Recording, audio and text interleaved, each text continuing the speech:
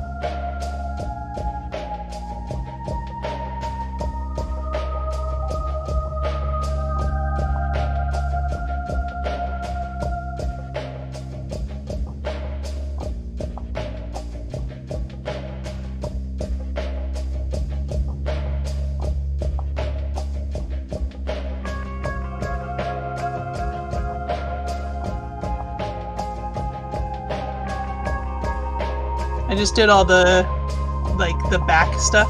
I mean this part this weekend. Oh wow. So it's coming along.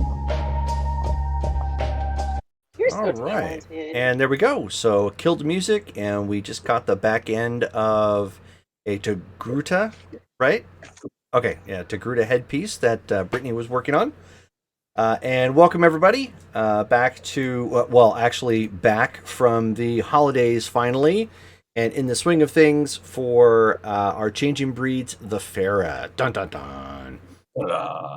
So thank you for giving us some time to get everything hammered out. We were going over renown and some character sheet updates and stuff like that just leading up to this. So other than that, and thank you for the resubscription, Dante. He resubscribed for 9 months, so that was super cool. And he's got new stuff on the way for him because he just recently joined us for Cyberpunk. So cool. He's all excited about that. So cool. Alrighty. So then it's all up to you, Todd. Take it away. All right. So I just handed out renown, just handed out experience. When we last left off, we had just finished battling 6 Bane off in the forest. It was Yeva, Katamaris, and William that were in direct combat alongside 3 Guru fighting off the Bane. One of the Guru died in the battle. The Guru asked for permission to bury the dead Guru outside of the cairn, and they were given permission. They brought him back. And Montana, Kagami, and Jen were in the cairn, ready for whatever might happen, protecting the cairn at that point.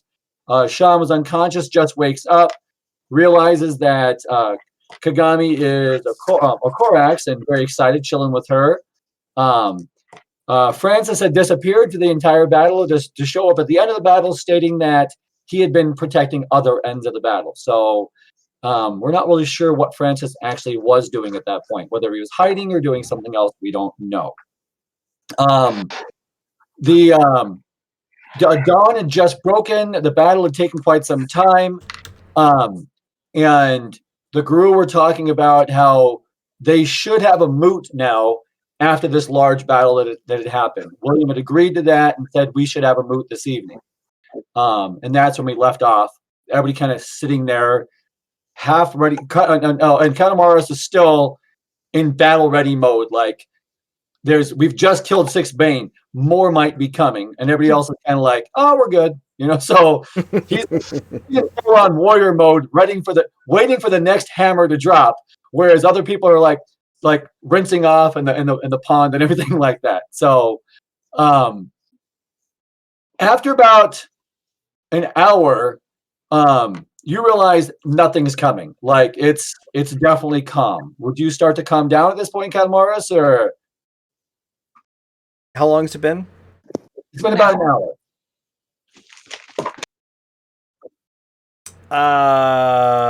Gonna check for a worm one more time.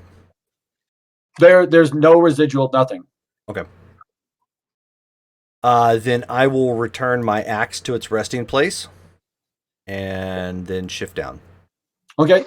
You all have an hour to kill while we're just kind of like the two guru are spending time because they buried the body right on the other side of the web. They're kind of hanging out near the web, looking at the web. Not really. They investigated it earlier, but it's new to them. They don't know. It's definitely Weaver. They're trying to figure out where it's from because they have no inkling. So they're kind of spending more time by their body and by the web. What would everybody else be doing in that hour time period? I'm gonna put my clothes back on. Right. And then just probably look around the cairn because I don't think I've really encountered one before. Okay.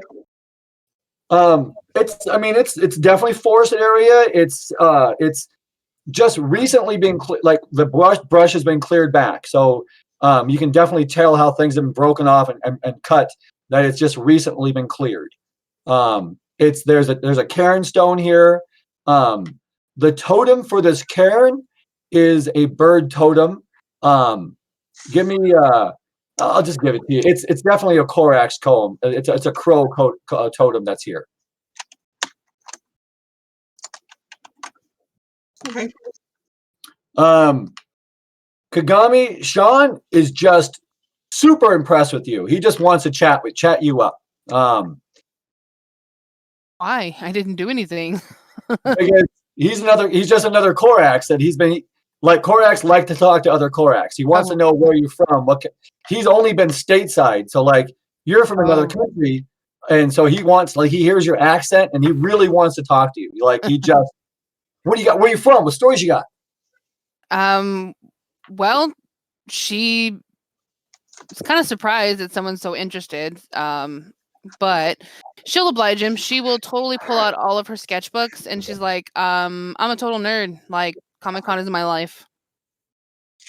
Man, I've heard of that Comic-Con. That's just like, it's kind of like, I don't know what it's like, man. But this is a lot of people go around. I know there's some drugs there, but not a whole lot. It's mainly like, you guys just do your own thing, right? Like, just some people dress up like crazy stuff.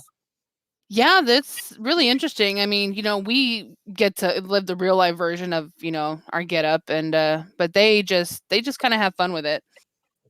And I sketch and I draw, and like this has just been honestly an amazing experience. His clothes are handmade. You notice this because you're into crafting, so you'll notice that his clothes they're not bought from a store, so like he's definitely like, you might even notice that his shirt is made out of hemp. It's so like so you notice that. Okay. Wow. Like, so did you make all that? Like, that's pretty cool. She's kind of like feeling the cloth and stuff, like totally getting up in his business.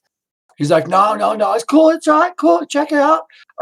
No, it's, we trade. I know this little chica, she makes the shirt. And then there's this dude that makes the pants. He pulls out this little bag. The bag's a woven bag, but it's crocheted, and it looks like it's made out of human hair. And he's like, I make these bags, and it's really well done, actually. What is it made out of? Hair. She's just gonna kind of look at it and just that's super cool. She doesn't know what to think. Yeah. So the story is this, like, look, I sweep up at a barber shop, and so like I get to collect the hair and everything like that, you know. And so I get it just takes a little bit of weaver magic to get the hair to connect to each other to make it longer, you know. So like you can take like snipped ends and connect them back together to make thread out of it. And so that's what I do. That's super creative. You know what? I'm gonna leave this with you, and I'll admire it from a distance. All right. Jen, what are you doing during all this? I'm gonna get the lay of the land, do some more looking around and that kind of thing. If I have time, then now I'll try to kind of rest a little bit. I'm gonna do some katas to refocus. You know, get over the adrenaline of waiting for battle, and to use that as like a calming. And Okay. Yeva, when you're walking around the cairn, you see Jen basically doing the same thing. She starts doing her little kata and everything over here. Montana, what are you doing at this point? I'm gonna take my time getting reclothed, and I'm just gonna tidy myself up. It's gonna look like I'm not really paying attention to anyone else, but I've got my ears open, and I'm in particular like trying to listen to the guru talking about my web. Okay. The last person Francis was talking to was you. Do you look to see where he went, or? I'll take a lay of the land and just like see who's where. But I'm not particularly like trying to find him, but I'll make sure everybody is where I can see them. Francis he's back on the east side of the cairn. And he's kind of acting a little sketchy out on the outside of the cairn. Like he's in and out of the cairn. He looks to be looking outside the cairn.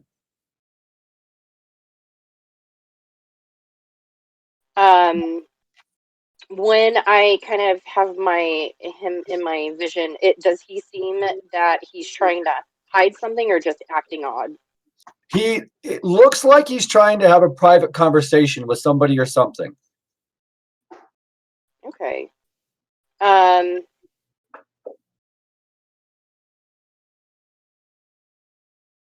I would like to kind of just casually make my way a little bit east, but also maybe break off a toe into crawlerling. Crawlerling. To run and see who he's talking to. Okay. They move it by about half walking speed, so you can walk pretty slow and have that thing like easily get to him unnoticed. Okay, that's what I want to do. All right. So he looks over at you, but when he notices that you're not coming any closer and nobody else is really paying attention, he goes back to his conversation. Your crawlerling, you notice that he's talking to something that's in a small burrow under the ground.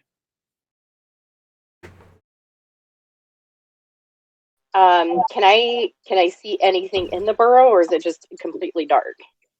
It's dark from where you're. So it's the sun's coming out, but because the way the trees are and everything, you can't see into that burrow. It's obviously a small animal burrow. Okay. I'm just gonna go ahead and make my way up to him and see how he is.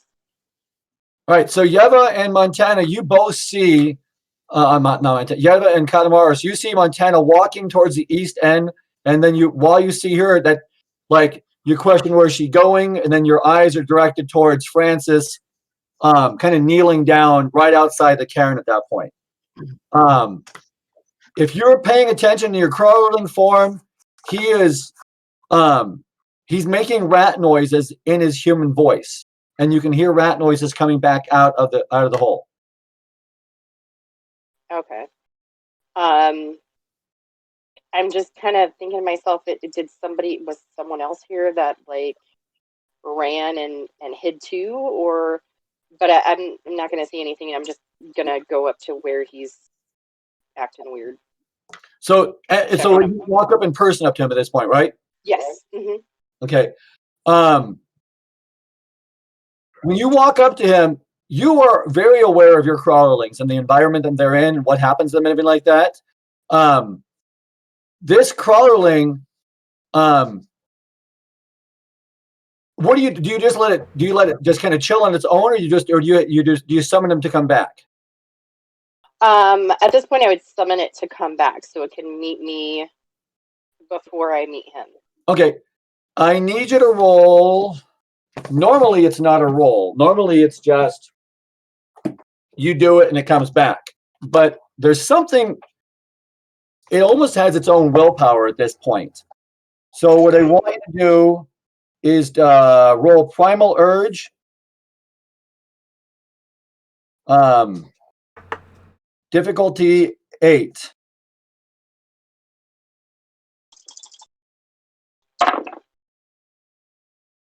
One success. All right, it's fighting you. I'm gonna go ahead and just let it fight me, and then I'm gonna quicken my pace to get up to Francis. But can I see anything else from this in my with my crawling at this point? You have, it's almost like a clouded vision to that crawlerling, like you're almost losing control of it. I'm gonna. Am I familiar with this feeling? No, Would this be something that I've experienced before? you have never fought a crawlerling before. It's just like you put it out, it comes back. There's no resistance. They want to come back to you. Mm-hmm. So the fact that this thing is resisting you and you're losing connection with it, it's really odd. Okay. I'm gonna just like at this point be kind of alarmed and run up there. And try and get Francis' attention. Like, hey Francis, hey honey, are you okay? As you're running up, he stands bolt upright. It's like, hey, what's up? Hey, how you doing, honey? How you doing? Oh my gosh, babe, I was so worried. Are you okay? I haven't seen you in a little while. Like, are you sure you're okay? No, hold on. It looked like No, you wait. fell down. It's okay. I need you to take, if you don't mind, just take 3 big steps backwards, just for a moment, if you don't mind. Are you okay? Are you gonna Oh throw no, up? I'm okay, but my friend might get a little scared. He's like, and he turns around and he makes that chittering noise again. Yeva and Katamaras, you guys see this. You see her like talking and like, what the hell is she doing at this point? So this is you had just put your axe away, you're like, everything's good, doo-doo-doo. And then you look over at Montana like, now what's going on? How far away am I? No less than about maybe 15 feet. I'm gonna try and see. I forgot what my abilities are. I'm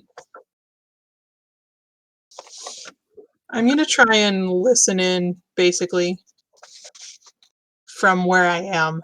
So just using wits and alertness or perception alertness? Yes. Because you have a specialty with listening, right? Yep. So you're looking at 15 feet away. I'm going to say difficulty would be 8, but we'll drop it to 6 for you. All right. So perception and alertness.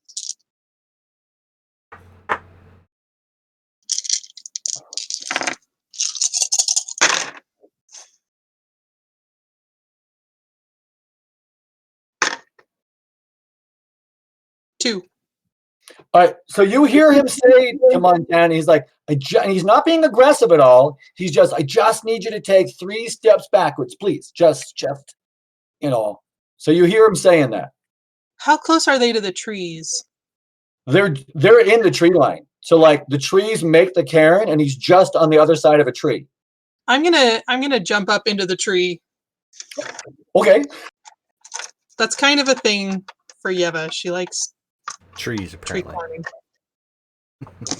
So you're doing a 15-foot jump, and how high up are you going?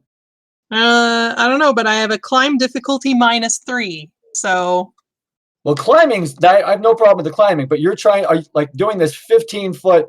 Like, are you going to start running and then jump, or just doing the standing long jump? So maybe I'll just climb it.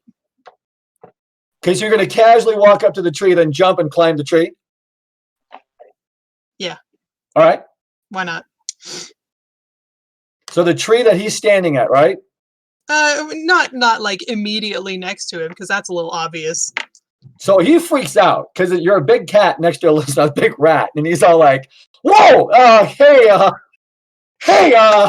what? So, what are you doing?" He's looking up in the tree, like, "Oh." I thought I might be able to see stuff better from up here. Well, great. So I asked her to take a few steps back, and you're jumping in the tree. Kitty, come down. What are we doing? Now you guys all hear Francis yelling up at Yev up in the tree at this point. I'm just gonna keep climbing up. Okay, you're going up. I'll go How up. high up you want to go? Yeah, I'm just gonna go a little higher. Okay. I mean, how high up do you want to go? 15, 20 feet? Yeah, sure. How about 15? All right, so skitter. Yeah, it's easy for you to do. All right, so yeah, you guys all see her jump in the tree, climb like 15, 20 feet up. And you hear her Francis freaking out, going, "Whoa!" So Francis, I dropped something kind of over where you're at, and I do need to pick it up, but I'm gonna step back a little bit, and you just let me know if this is far enough. well, and he turns again, and he's like, "Damn it!" Whatever, and he walks right back in the cairn. He's like, he doesn't look mad. He just looks super disappointed. So he's walking back in the cairn. He's like, and he just walks right past you at that point. I'm gonna go find my toe. And I'm gonna try and see if scan the ground there and see if there's anything that I can notice that he was looking at or whatever. I mean, you see the little animal burrow on the ground there. It's pretty small. Probably would fit a mouse or a rat. Your toe. Give me Primal Urge difficulty 8 again.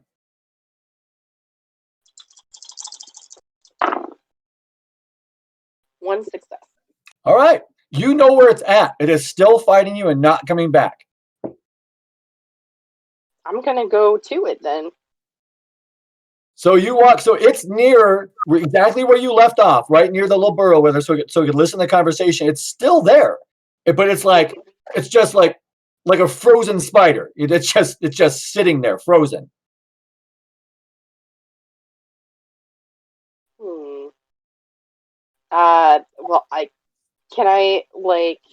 Well, at this point, if I can't will it to be a part of me, I can't do anything with it. Try again. So, You're standing right next to it. You're going to put your foot out next to it. Get back in me. So try it again. Difficulty 8 again. Okay. I'm gonna slap my foot on the floor. Get over here. Oh snap! I have 3 successes, but I have 3 9s. It instantly just goes right into you like a magnet stuck against iron filing. It just instantly just goes into you.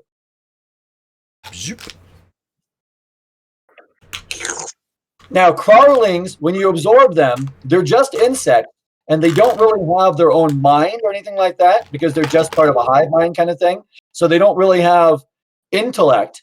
But for a brief, fleeting moment, you sense intelligence, and then it's gone. Can I tell, if I just inspect around the animal burrow, do I see anything else? Other than telling that it's some sort of a small animal. Just looks like a rat pen. Oh, it looks like. Well, at this point, if there's nothing else to investigate, I'm gonna kind of whisper call down to her. Montana. What? What What do you think that was about? I don't know, but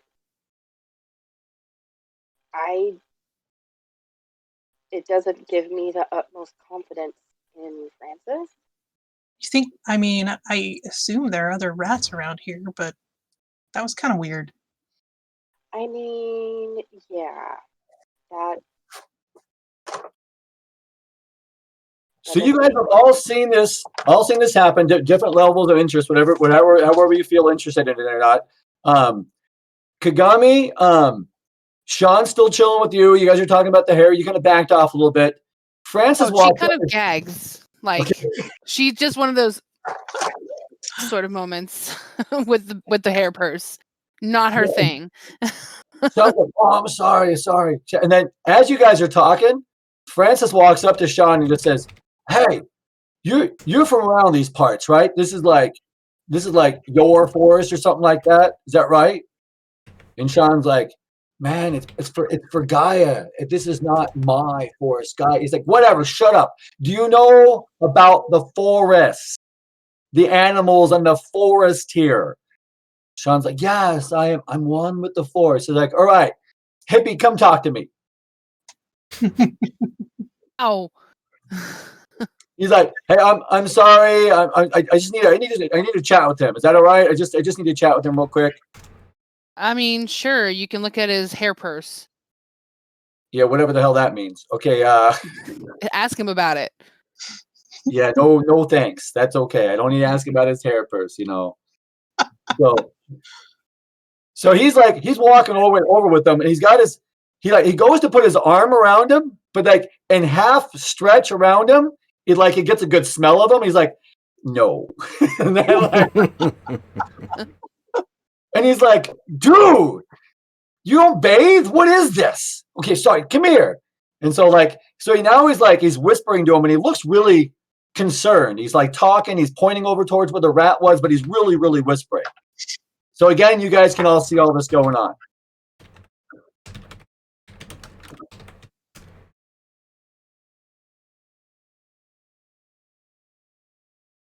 I need to do anything? We all okay? Just let them chat? I mean, yeah, he apparently said it was important enough, so Okay. I'm gonna back off and go find food.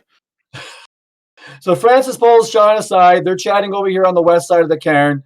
The two guru come back into the cairn, and the one that's been speaking mainly the whole time, I don't think he looks at the group, and you guys are kind of all doing your own thing, and he just says, I don't know if I have had a chance to introduce us. We have spoken of Tyan, our fallen friend, but I don't think we have introduced ourselves. I am Matena, and this is Kanza. For the things that have happened last night, we think that a moot should happen.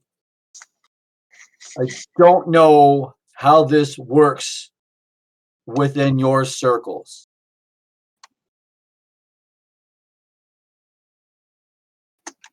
Is this something that the other breeds do?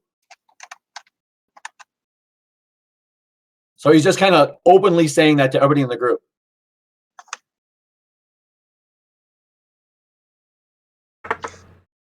With my grandfather being part of the Beast Court, would I be familiar with it? Oh yeah, absolutely. A moot is something that you guys do. So, and when you guys do moot, and answer him as such. Okay. Now, for you in the Beast Court, Guru are welcome if they are part of the Beast Court, but they're not openly welcome, and they have to come in equal numbers to every other breed. So they can't outnumber any other breed. So they can't have, and that's just policy for the Beast Court. So like, there can't be more. If there's 3 Bastet, there can only be 3 Guru. If there's 3, so they can't outnumber any other changing breeds that are there. So how many are there right now?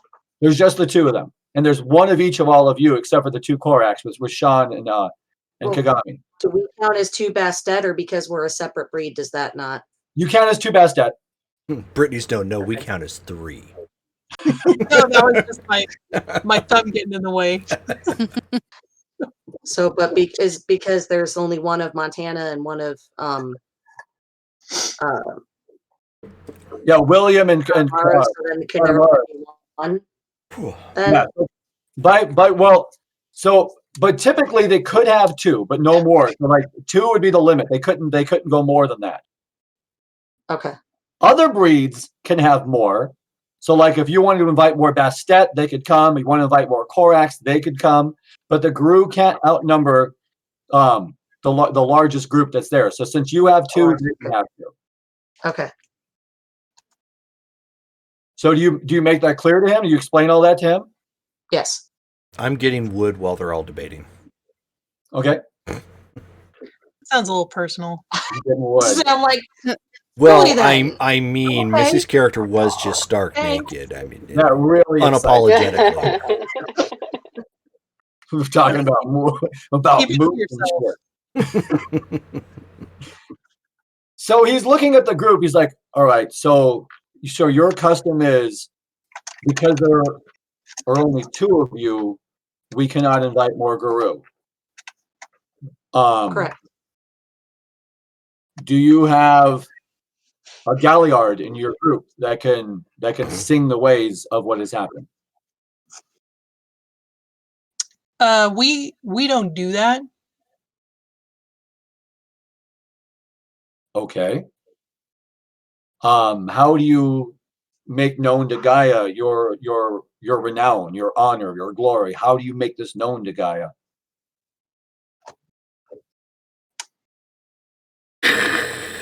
Walking back, go get more wood.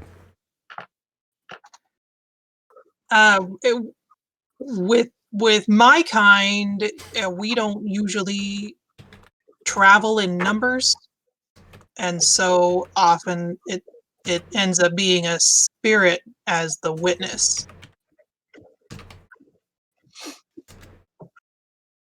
Sean's looking around and goes, he looks at Francis and says, hold your thought. And he stands up, he's like, all right, if I may, so I got some Korax friends. I can bring them in. And Francis and I were just talking over here.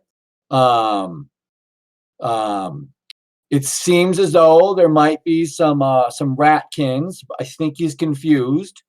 And Francis is like, fuck you. It was on the ground and it was talking to me.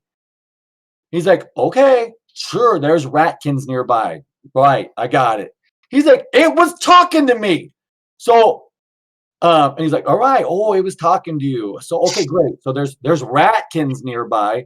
So I can definitely get some Korax in here for the moot. I don't think it's a good idea to bring more Guru in.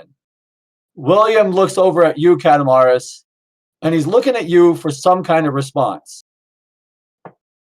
I'm just going to smile and dump more wood. And so William just looks at you and says, you're amused, aren't you? What? They may need more. The moot and the conversation. You're one of a kind here, so there's no chance of you bringing any other your friends over. Not at this point. No, there is not. All right. He turns around and just says, how about no? This is my cairn. This is my area. I'm not bringing another Goral in here tonight. It's not going to happen. Sean, if you can get some more Korax in here, you can make that happen. Francis, if you truly believe there's some ratkins nearby, you can make that happen. He turns to Montana and just says, is it known what you are? I mean, you know what I I know am. you know what you are, and I'm pretty sure I know what you are, but do your friends know what you are? I mean, deductive reasoning, maybe. All right. Don't know a whole lot about your kind. Can you get more of your kind here? Or is that something that you don't do, like the Bastet kind of travel by themselves? Out of character, I didn't see anything about us traveling with others, so I'm just gonna respond no. I'm Yeah, they're solo. pretty solitary. Yeah. Yeah, I think Anasi are fairly solitary as well, which is why sometimes they can pass as vampires. Yeah. So he's like, all right. Francis, if you can retrieve more of your kind, I think that would be welcome. And Sean, if you can retrieve more of your kind, that would be welcome. I would say Catamaris's idea of just collecting wood and presenting and preparing for the moot might be best. So we just relax as a group. You're welcome to explore the forest however you want. If you're hungry, there are berries nearby. Um, I would go at least 20 yards outside the cairn because when the bane came through, a lot of the plants were blighted. I would not recommend eating anything that is close to the cairn until Gaia's presence starts healing the land. What is the wood for? Are we having a fire? For the moot, yes, you need a bonfire at the center of the moot to share tales. Okay. I probably already got like 3 bundles of wood at this point. I'm just going to stop and look a little dejected. I'm like, wait, this is not something you substitute Weaver Tech for as well, is it? No, you start the fire the way you would normally start a fire. You could, I mean, if you want to use a lighter, you may, but if you want to rub sticks together, and you may do that as well. Whatever you'd like to do. Oh, yeah, Do no, we- I'm going to do it old-fashioned way. Is it customary to have feasting during a moot? We can, but we're not going to be able to get a lot of food in here this far out. Is there a creek nearby? Maybe I could catch some fish. There is a creek a mile to the west. There's a mile to the west. There is a creek that has got a lot of fish in there. Wait. I'm going to turn and stare very hard at Sean. You are bringing your kind, correct? Yeah. Then it is What do you mean? customary that they bring the food. Oh. Okay. All right. And I don't mean the handouts. So no herbs. No. And they don't come armed with napkins.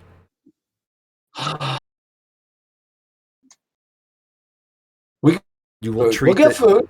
You will treat this like it is a potluck and they are all to bring dishes, whether they are merchant bought or they are prepared. All right. So you're saying they can buy things at like stores and restaurants? Yes. All right. So he turns back to Francis and he's like, all right, I'm going to go get some of my people. You go get your ratkins, see if you can get some, have a little contest, who gets more, okay? And Francis is like, and he goes to like, it looks like he's about to punch him, but he's like fisting, and he's like, all right, oh, fine, we'll see what I can do. So is that a no to fishing? So Francis storms off. Sean goes into crow form, and like, actually, before he goes into crow form, he walks over to Kagami. He's like, "Are you single or taken?" I'm not available for you right now. I was thinking of a friend. No. Still not available for anybody. All right. So you're not. You're single. You're just not on the market. You're not looking. Right. Okay. I'll let my friend know. All right. Huh. Why would she be on a market? No, I was no. unaware that was not a thing anymore. No, they're not selling me. It's okay. No, he was asking if I was like apparently for a friend, asking if I was available to date someone. Sean wanders over towards you, Yeva, and he's like, Oh, catch some fish.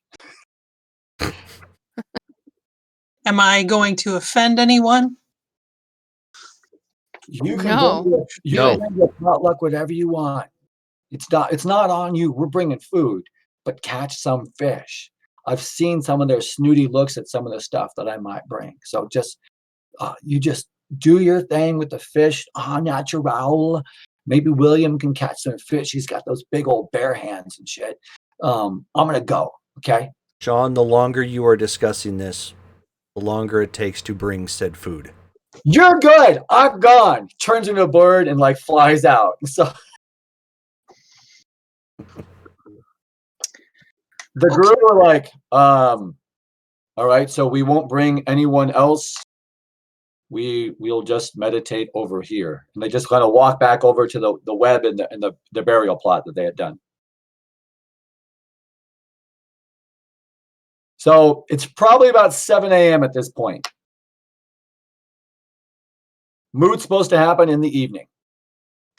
So you have a day worth of stuff to do. You can do whatever you want during this daytime. Francis is like, I'll be back. And he walks into the forest.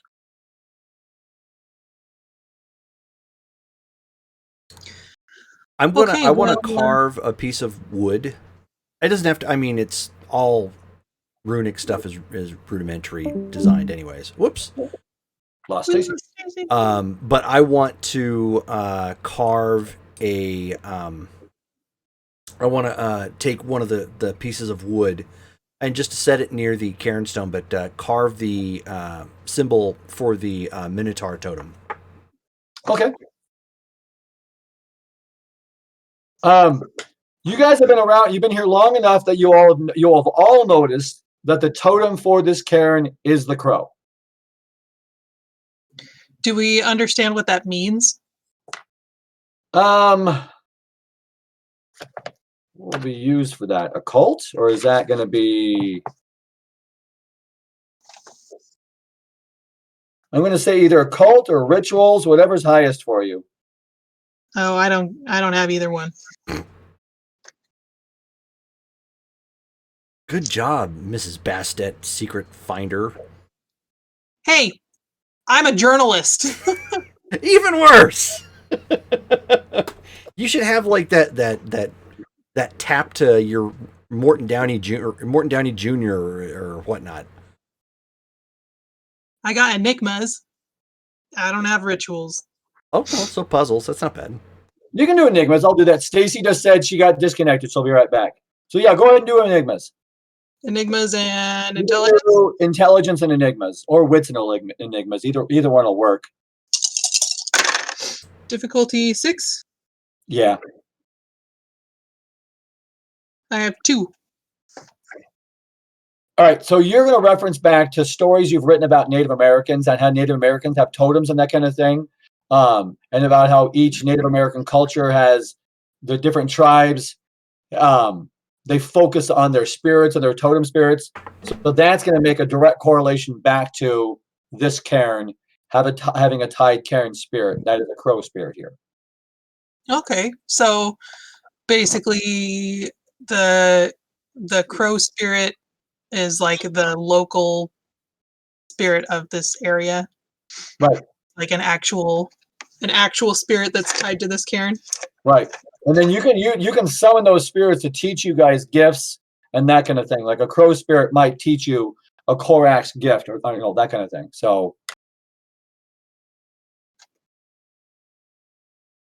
Kagami, you see that, and it's like for you, you've seen these things like in anime, but to actually see it present in a cairn like this and see this totem with this crow on there, this is really cool for you. This is it's an ancestral tie for you.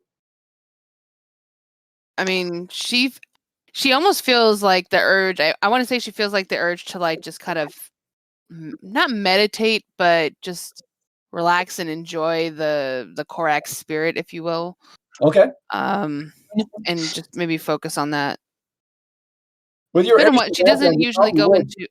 I'm sorry. With your Asian background, you probably would easily slip into meditation as well, though, too. Yeah, I think that's what she'll do. Because she doesn't feel useful really any other way right now. So she's going to do a little bit of meditation, and then she has her like fang chucks, and that is like also her like belt. So I feel like she needs to do a little bit more practice with that. So she'll take a moment, maybe after meditating for an hour, to maybe go to the work an area that's clear and maybe start practicing with it. And I mean, Stacy's not here, but I'm going to say once you start doing that, Jen's going to come over and start assisting you and walking you through, like giving you tips on that. Cool. Montana, it is bugging you about that spider and about that burrow over there. Yeah, because that's super weird. Be right back. In my time, I think I'm just gonna go ahead and kind of investigate the area, and I'm gonna go take another look at that animal hole. Okay. But I want to.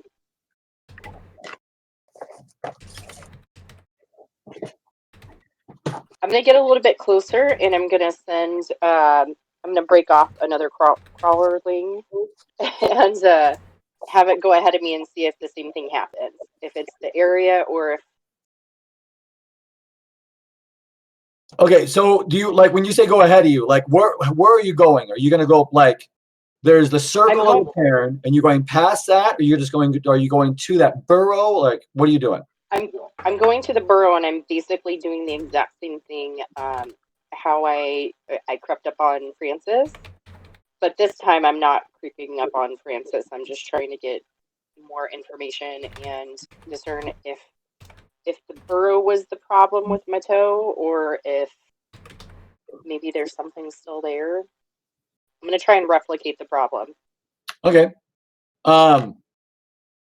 Nothing happens, but the way this forest is, it's thick enough that there are still, even though it's like 9 a.m. now, there are still really shaded parts under trees and that kind of thing that are almost dark. You can see movement about 10 yards back, about something about, I don't know, about human shape that like maybe is kind of sticking around behind a tree that goes back behind a tree again.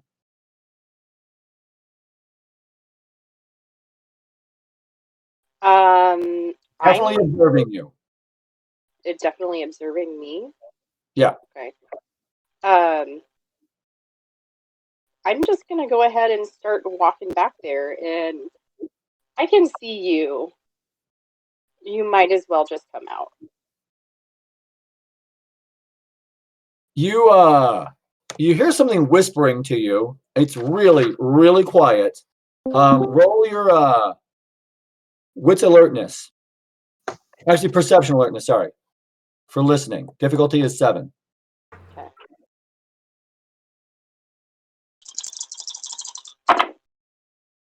Welcome back. Welcome back. 2 successes. Nice. Let me catch Stacy up real fast. Sure. Stacy, Kagami was kind of like meditating and communing with the Korax totem. And while she was meditating, she decided that she wanted to start working with her belt nunchucks. And then Jen saw her kind of like messing with the nunchucks. And so you went to her and were giving her some tips on how to get better with the nunchucks. Okay. 2 successes for the thing behind the tree. It is definitely human. It's like, but what you hear him say is, it's really, really quiet, and you're just like, he just says, come to me.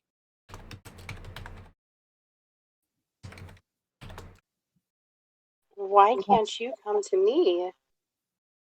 It's a little bright over there, and I'd rather us talk one-on-one, for I know not what you are, and you certainly don't know what I am. We can talk. Are you dangerous? I think we both are. Are you going to do something to harm me if I come closer? No, only if you try to harm me. Fair enough. So I'm going to go ahead and I'm going to get closer, but I'm not going to get any closer than maybe 8 to 10 feet. Okay. You get closer and you see the most goth-looking guy you have ever seen. Dude's got long hair. He's got super pale skin. He's got black lipstick on, wearing all black. This guy does not belong in the forest. I mean, he looks like he should be like partying at the Nile somewhere. He's just totally out of place. 9 o'clock in the morning, this goth is just kind of hiding behind a tree. He looks sleepy as all hell. And he's like, that was curious the way we fought for the little one.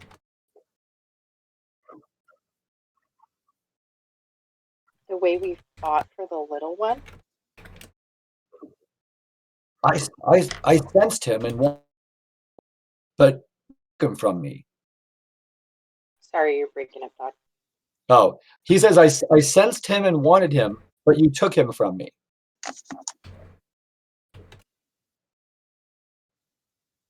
Out of character, do I remember? Does this strike a chord with me? Because at this moment, it's not. Roll intelligence, difficulties 4. Okay. Okay.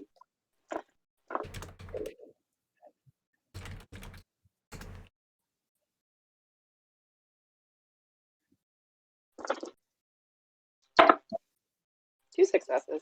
All right, he's talking about the crawlerling. About the crow? The crawlerling, the spider. Oh. Oh.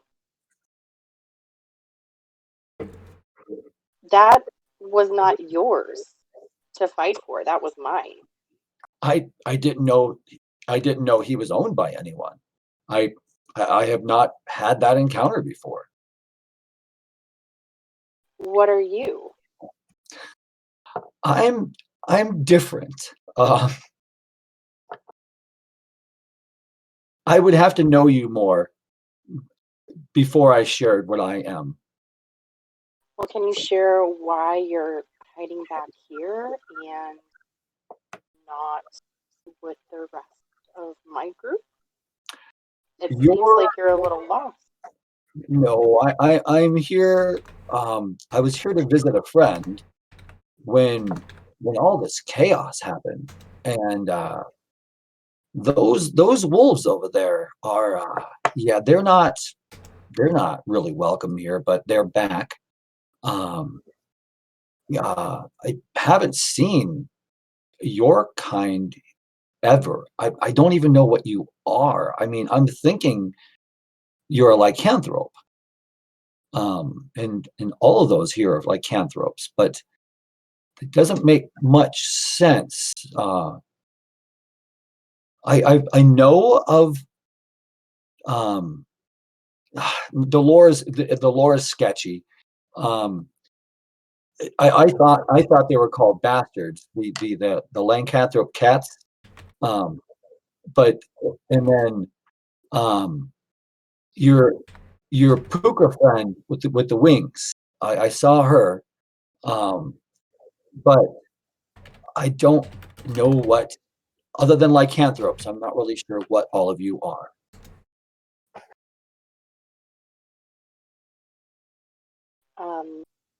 I mean, I can only tell my story, but I have 8 legs and I like to scare people. Fair enough. I've always had 2 legs. My ability with the little ones is recently learned. I've only known it for about 7 years now, and to speak to them and to have them come to me and give me secrets. I've been able to, but that's a new ability. I don't. This is interesting. Like the big one back there with that axe. Is he a minotaur? Yes, he is. He is grumpy and a minotaur. That is fantastic. Don't tell him that though. That is fantastic. Is a minotaur? I'm not. Well, I'm just saying from a position of wanting to keep you safe. I'm not sure if he would be happy to hear that or be offended in some way. He's difficult to read. Ah, okay. All right. More or less is what I'm getting at. I can say that the banality rating here is low amongst all of you. His banality rating is extremely low. I feel almost welcome to be here, but extremely put off at the same time.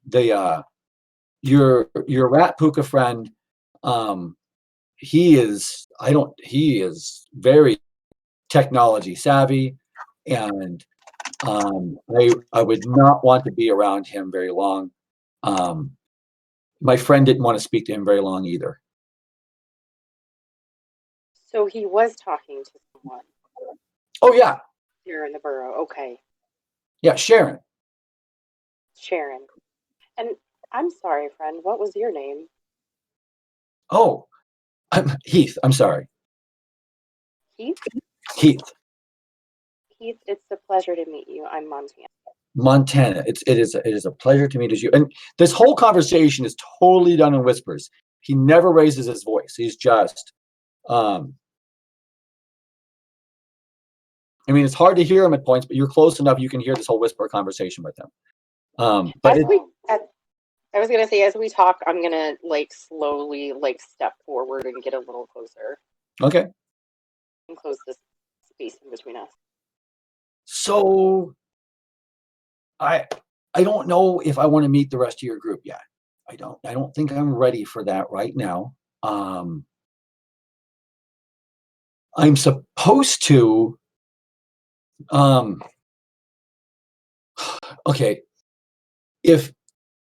If Terrence has the story right, we're supposed to meet and talk to you tonight at your lycanthrope gathering. So that I mean that's what Terrence says. But okay, don't laugh. We call him Goober, but his name's Goober Gehi. But Goober, he says this is the spot we're supposed to be at. That the story has led him here. I listen to those kind when they say what they have to say. So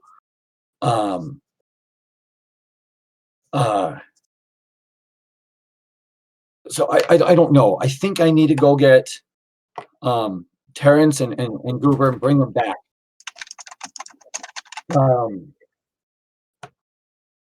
It won't take me long at all. Okay. Well, when you have them, are you going to be comfortable enough to come introduce yourself? I'll tell you what. Can I meet you and one other, not the Minotaur, and not the wolves?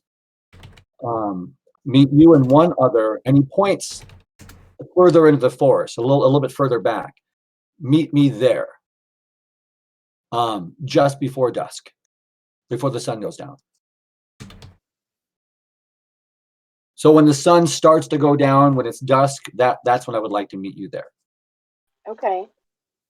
Okay. Still all on the up and up. You're not gonna try and do anything funny or put your hand on my leg or anything, right? No, nothing like that. No. I think bringing Terrence and Goober in here might help. They can explain better. I don't know what I'm allowed to say and what I'm allowed to speak of at this point. How much of magic do you know? And I don't mean the mages and wizard magic. That's not what I'm talking about. I'm talking about earth magic. So out of character, I have a dot in occult and ritual. So how would I answer that? You know it exists. You'll know magic's real. So I'll just Heath. I mean, look at me. I'm pretty magical myself. He's like, well, then I will talk to the others.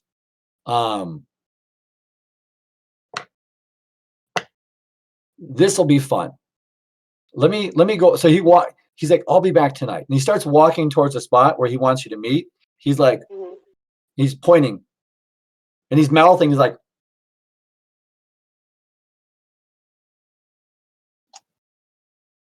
See you around. he walks behind the tree and then you don't see him again. Okay.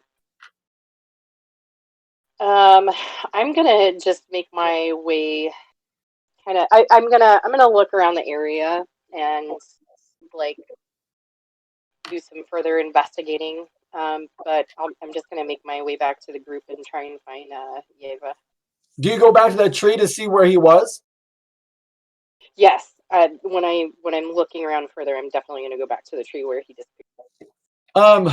That tree on the ground of the tree, it has a very worn spot. Like it looks like this is a place like where somebody sleeps quite often on the ground here. Is there any like personal effects or anything? There is due perception alertness. Difficulty 6?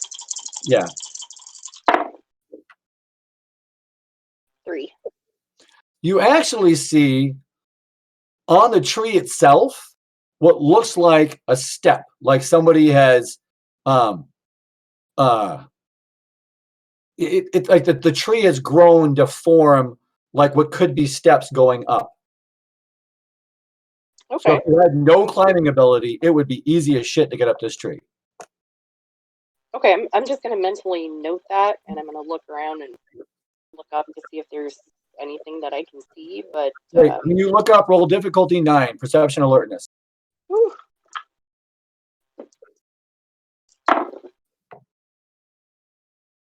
I have 1. Oh my gosh! So looking up into the tree, when you look up, it almost looks like there's a platform up there. Kind of like a treehouse. You don't see a whole house, but you definitely see a platform. It's really well hidden. I mean, you got 1 success and a 9, so you it's like, holy crap! There's a platform up there, and it's really well hidden.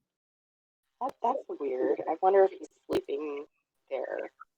It'd be a good spot to make sure nothing's coming after you, I guess. And I'm just gonna note that, and I don't want to go up there because that's not really my spot. But I'm gonna go ahead and do my look around, and I'm gonna go find the rest of the group, and I'm gonna go see if I can invite Eva to come back with me in the evening. Stacy's connection's glitching out again. She disconnected. You guys notice that Montana's but she's been gone for a good 20 minutes here, and Francis is as well. So you guys have just been doing your own thing. Jen and Kagami have been training. At this point, Kanemaris, you have enough wood for a huge bonfire, so you don't need wood anymore. Yeva, you've already investigated everything, and you know that Montana and Francis, Sean left, so it doesn't really worry you that Sean's gone. But Francis did say, I'm leaving, I'll be back. But Montana didn't say anything. She's been gone for a good 20 minutes. I'm going to try and see if I can find her trail. Okay, so you know where she was going before that tree was and everything. That's the last time you saw her going anywhere. So that'd be a good place to start. All right, I'll start from there and kind of look for signs for somebody having passed through.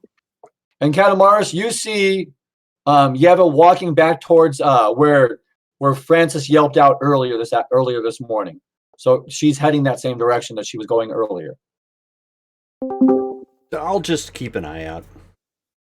I'm Okay. not really going to go over there. I'm just I don't. It doesn't look like at this point it warrants everybody investigating it. Okay. She goes about 10 yards past the tree line of the cairn, and you can't see her anymore. Yeva, you're going to the tree line. You go deeper in. You're kind of like looking around the ground to see. It's not going to take a whole lot because Montana's not trying to cover her tracks. She's just walking. So with a basic perception, you can see what's up. You get about 10, 15 yards in, and you notice that she's about 20 yards back, walking back towards you. I'll go out and meet her. Okay, you guys encounter each other. Hey, What'd you find what out have you here? been up to? I found some things. Anything interesting? Did you find what Francis was talking to? Little rat. Not exactly, but good news, he's not crazy and talking to himself. Well, the jury's out.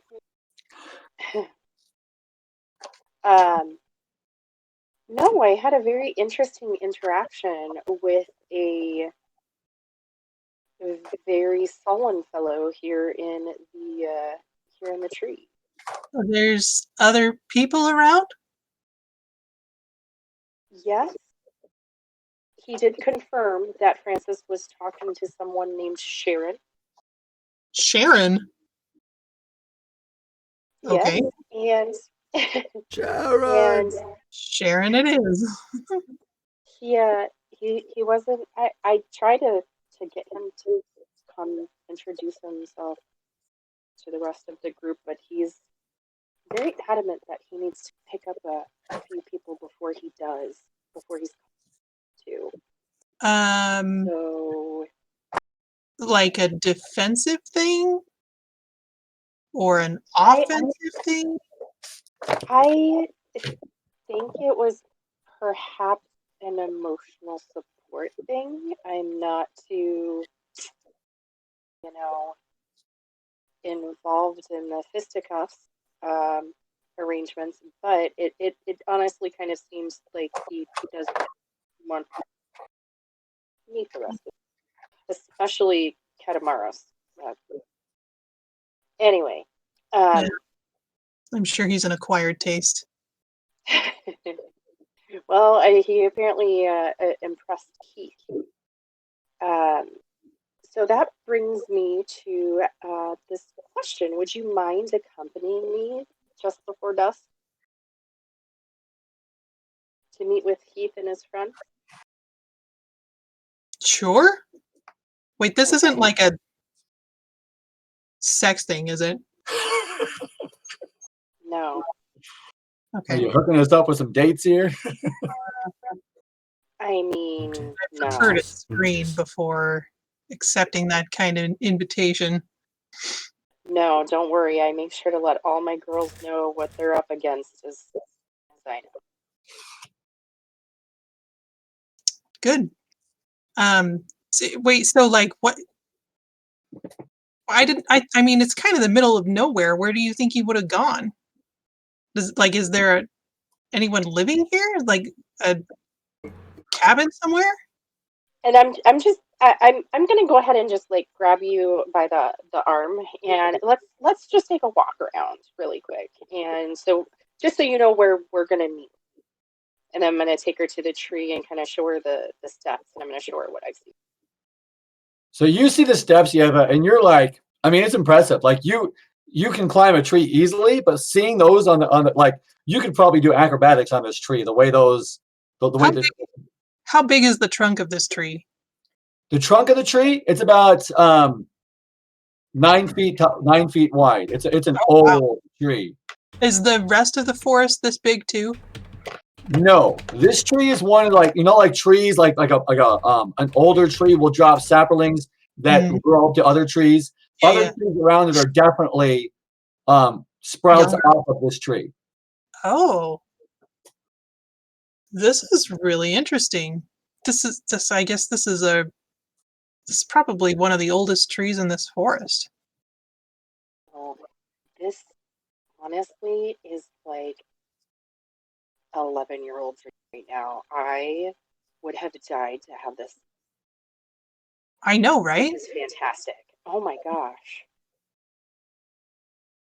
I mean, I can only imagine how long they've been here or who created this. Do they look like But they're carved out, or do they like the steps? Do they look like they're natural? They're naturally grown, but I mean they're grown as steps. So it's Like- not like they're carved. Nope. Wow.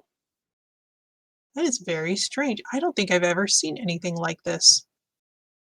it's beautiful, huh?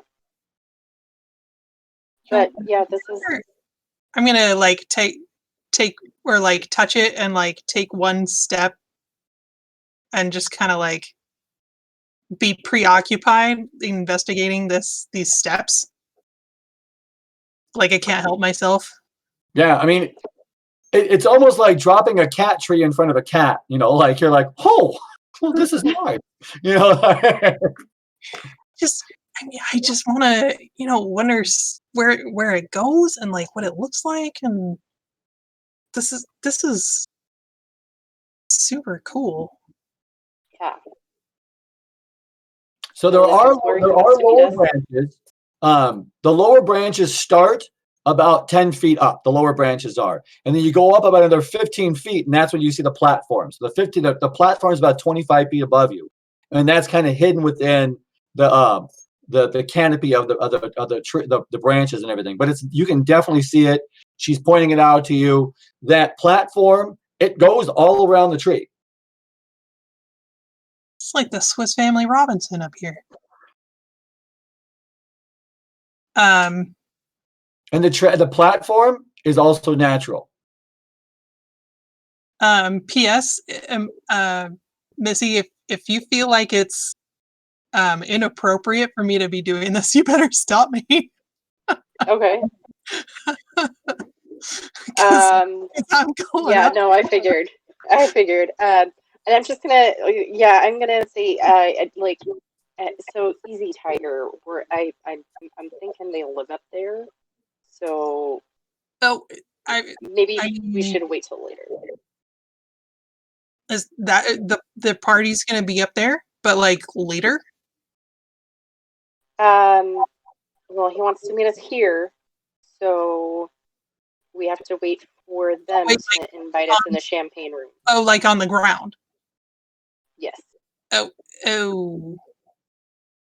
okay. I'm sure we'll get up there, kitty cat. Don't worry. I sure hope so. I might come back later. So it's almost 10 o'clock at this point. You guys are all starting to get hungry. Okay, well, I guess somebody's gonna be wanting some fish, or was that for later? Should I do that now? I guess, but I'm not gonna go fishing by myself, because what if there was something in this wood that I couldn't handle? So maybe I should take a buddy.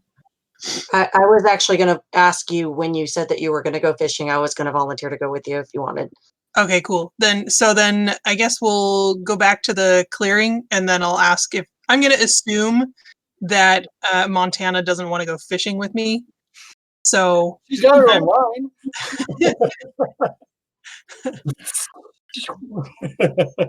she's got her own lures too. Yeah. Yeah. Oh, yeah. Yeah. I don't think Montana is gonna be a fisherman. No. She doesn't strike me as the fishing type. No. When I All right. grow up, I'm going to go back to the be- clearing and then ask if anybody wants to come with me to get the fish. Because if we're going to feed this whole group, I probably can't carry them all myself too. All right. So let's fast go through this part here. So you're going to go fishing, collect fish for everybody.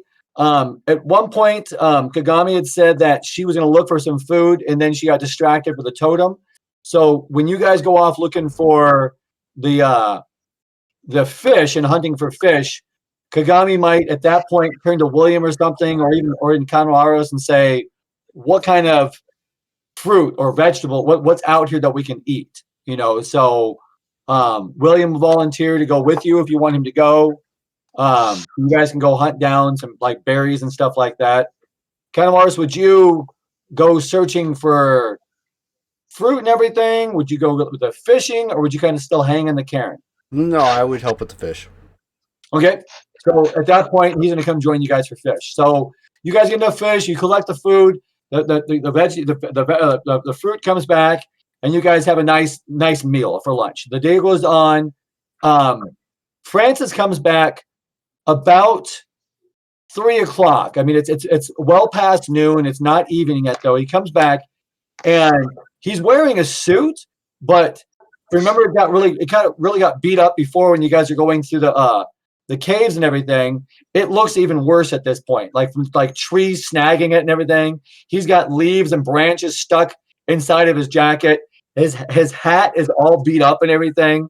So he's coming back, and he just looks like somebody just took a candy from a baby. Like he just looks sad and disappointed and just kind of pissed off. So you guys you've just finished this awesome meal, and he walks back into all this going, what have you guys been doing all day?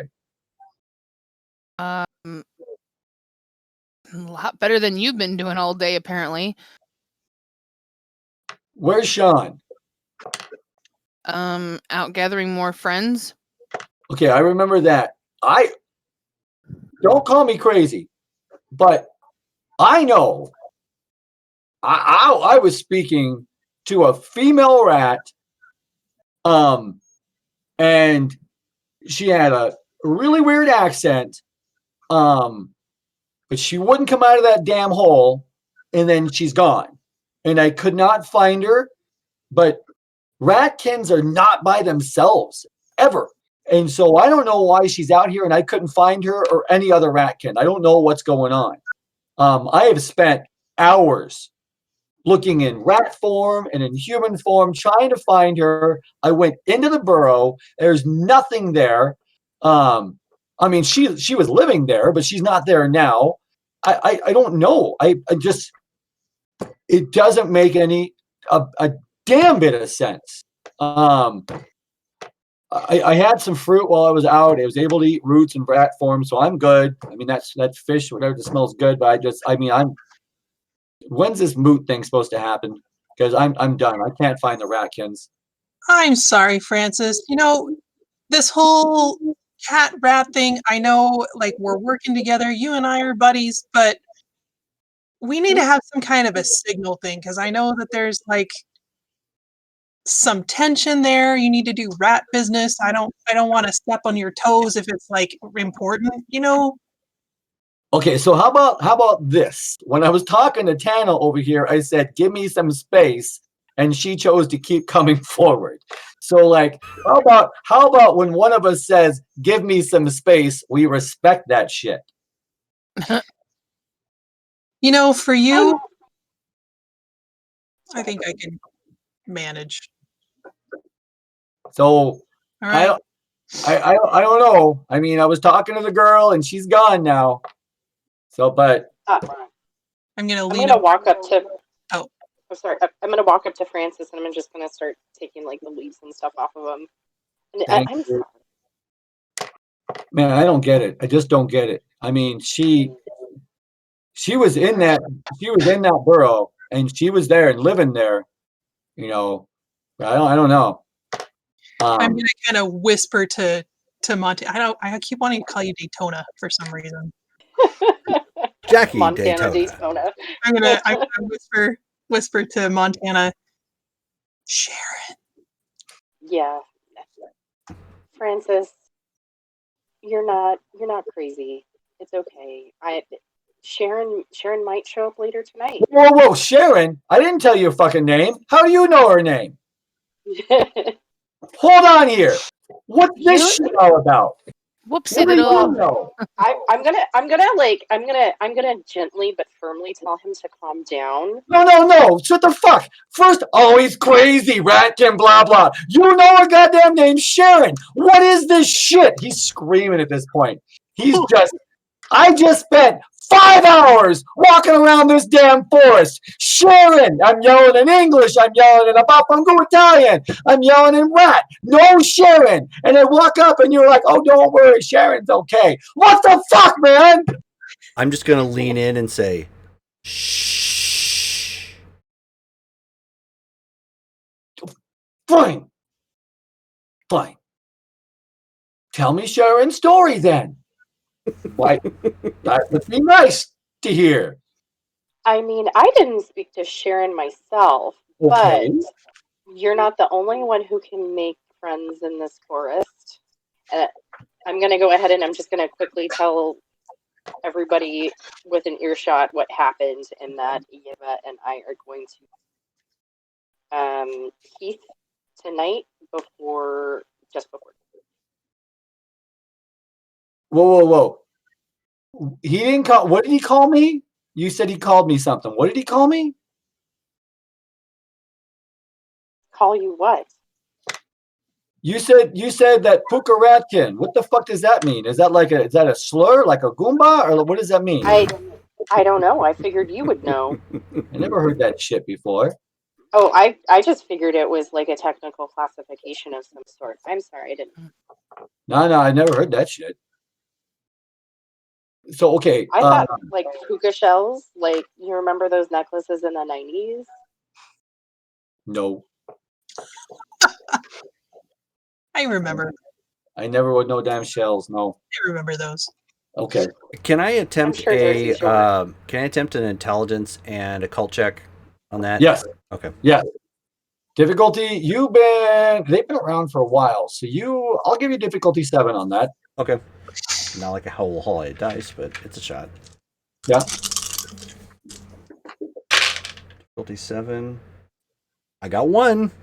No. Okay. You have heard of puka.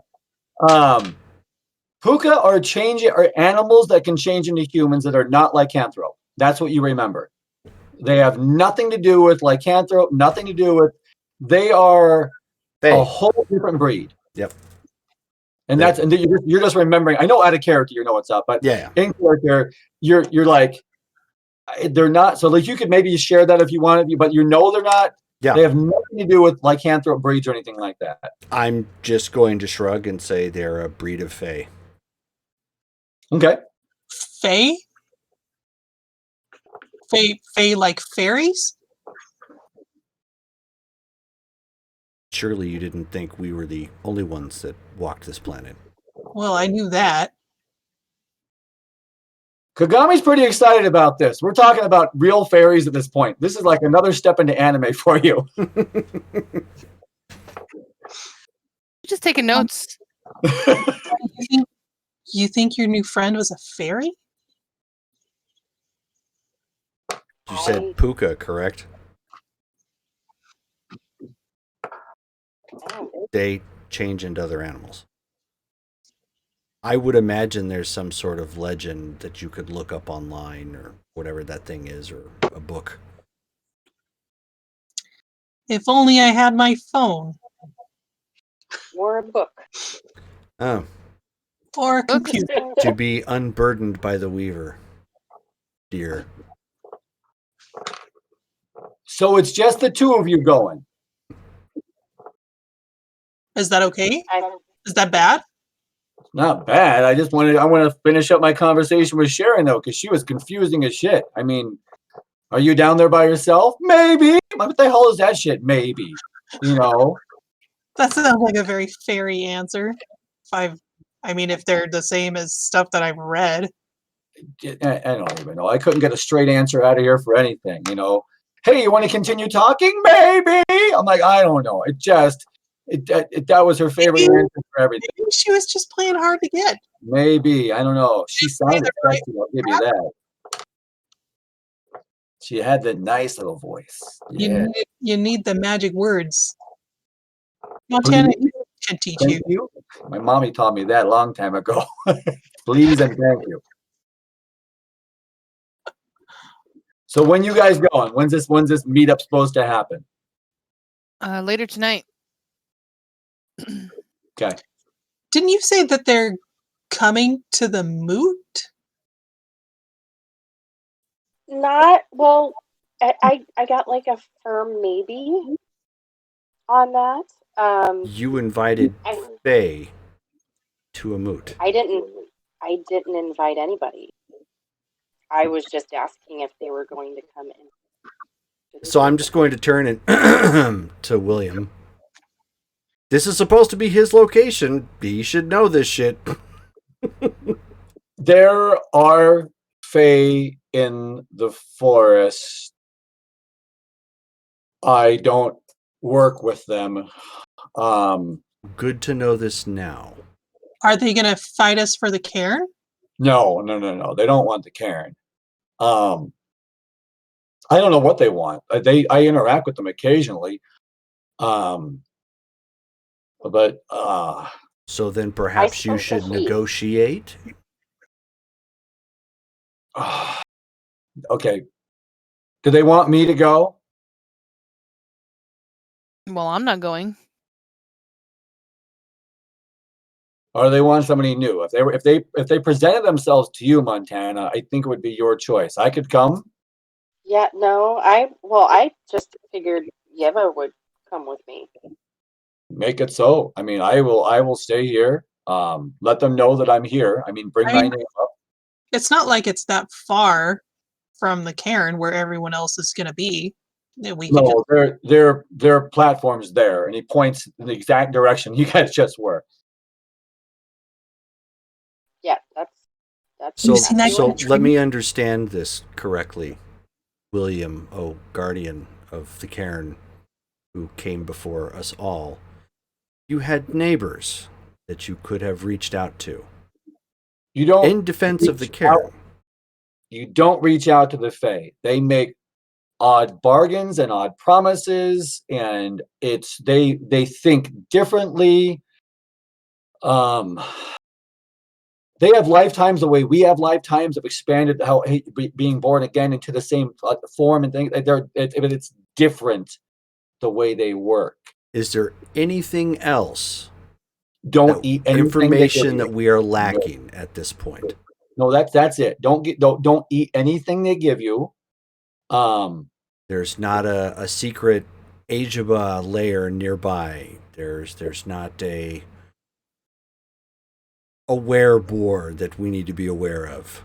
Not that I know of. There are no ratkins here. It was fun to watch him go look for them, though. He's like, "What the?" So he's like, there's no ratkins anywhere nearby. The Korax are here around. I mean, that's Sean will get his little clan, bring them in here, the murder coming in here.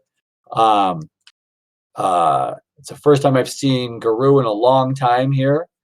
And none of any of you have been here before. So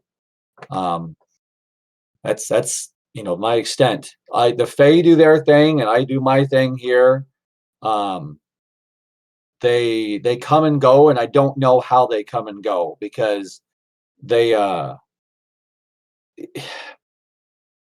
it's almost as if they can slip sideways, but they don't do it that. So but they come and go from their platform up there. Very well. So long as you are positive, there is nothing else that we have to concern ourselves, any neighbors that you are unaware of. Sharon is just a pest. She comes and goes. What is she? Puka. She's a puka. Oh, so she really is.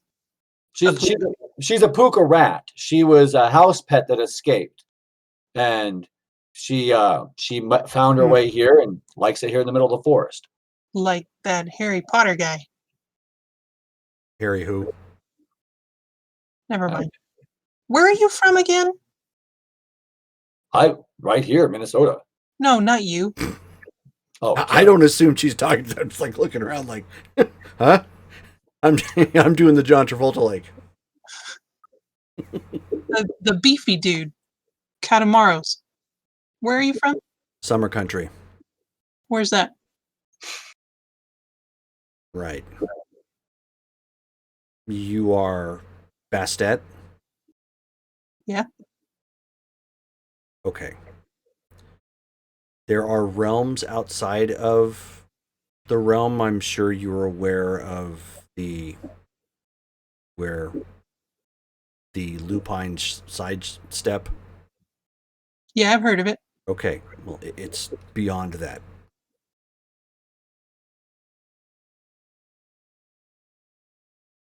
I'm trying to keep it simple because, as I understand it, your kind does not go there often. So, for lack of No, a better we're, term, it is what is referred to as a deep umbral realm.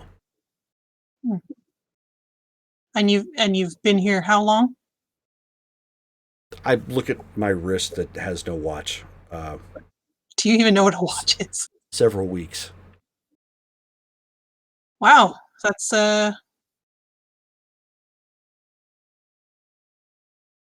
big learning curve. Welcome. For you referring to me?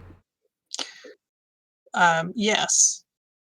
Oh, well, there are Korax and there are Nuisha that travel there on occasion, and so they have kept I and my family abreast of certain changes. So I have a certain level of understanding, yet no working knowledge of the Weaver tech that it seems to permeate all of your lives. Well, it makes things a lot easier sometimes, and not at others. But I So be guess it. they didn't bring you any Harry Potter books. That's fine. Not a big deal. Kagami pipes up. That's a shame. I It's a mean, good series. good, but It's a book series, it's not that important. novelization. Yeah. You guys are all just kind of chatting and everything like that. I'm not going to have you roll it. Three crows come flying in. So you see them approaching from above because the cairn's open to the sky. So you see three crows come in. They circle in and then they land.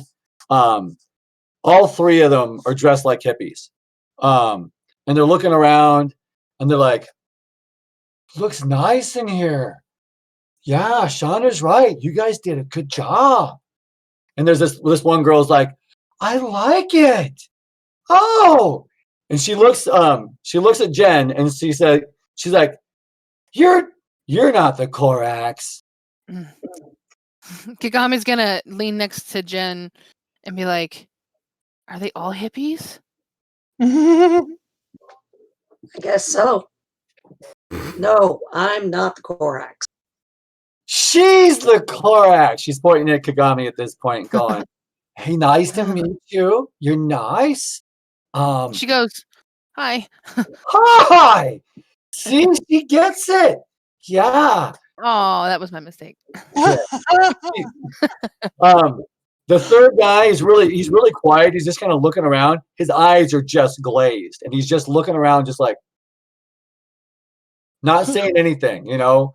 And the first guy talks again. He's like, "You're the bull, right?" He's pointing at you.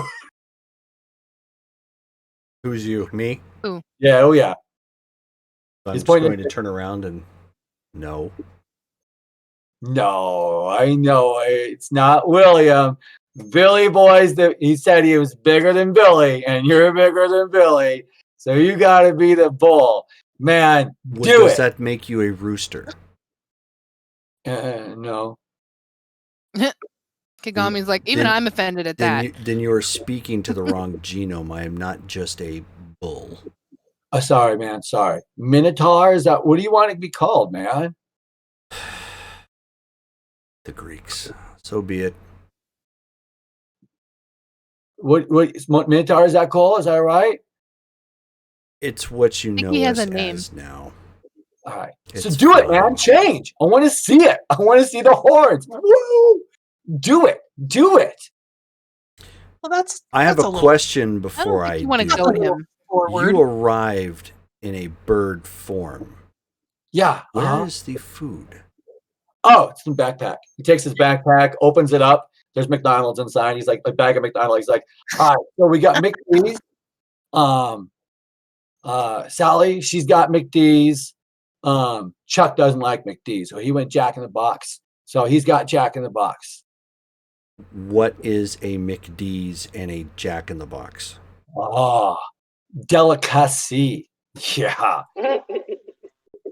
you are in for a treat. He looks over at Montana. He's like, you know, right? Right? You get any tacos? What did they bring specifically? What did they bring?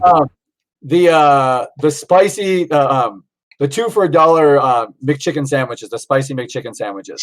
Okay, all right. And you say, do you have tacos? He's like, girl, I don't have the tacos. Hector's bringing tacos, man. That's his deal. So he's bringing. He went to the Bell. So he's bringing. He either went to Bell or Phil Belter's. I don't know which one. Wait, Hector is getting Mexican food at Taco Bell. Isn't that a little on the nose? That's what he said, man. I wasn't going to go to Taco Bell, and Hector said, "I got it," and I said, "That's racist," and we said, "No, it's okay." So so Hector's getting It's it, okay. man. Taco Bell's not real Mexican food anyway. It's or whatever. So, yeah, I don't think anybody got Panda for you there, girl. He's looking over at you, Jen. He's like, I don't think anybody got Panda Express for you, though. I got chicken, though. You eat Panda? Yeah, no. No. That's the name of a food place that preps Asian inspired food. Being actually from China, pretty sure they don't have Panda there, and I'm going to be super confused. So while you guys are chatting, 4 more crows come in. They circle around, they land, and then they see the other 3. They're like, what's up, dude? Hey, look, they're here, man. They're real. They're so cool. Yeah, right. Yeah. So that's the bull. Sorry, Minotaur. I'm just going to slowly push Rachel's character forward just a little bit. Not like with a whole lot of power, but I'm just going to say, you need to translate. She's one of us. Just kind of stiff. They're like, why are you pushing me? Pretty sure the 3 of them are the cats, but one of them maybe not be a cat. I don't know what the story is on her or which one's which yet, but I'm sure those 3 are cats. I don't know where the rat went. He's not anywhere here now. He's hey, a little upset that he spent a lot of time for nothing. So he's probably off moping somewhere. Yeah, Francis is not around again, so he's gone again. So she's saying that out loud. He probably went off to mope. Ah, right. Yeah, there's not a lot of ratkin around here. Yeah, he figured that out the hard way. Yeah, cool. All right.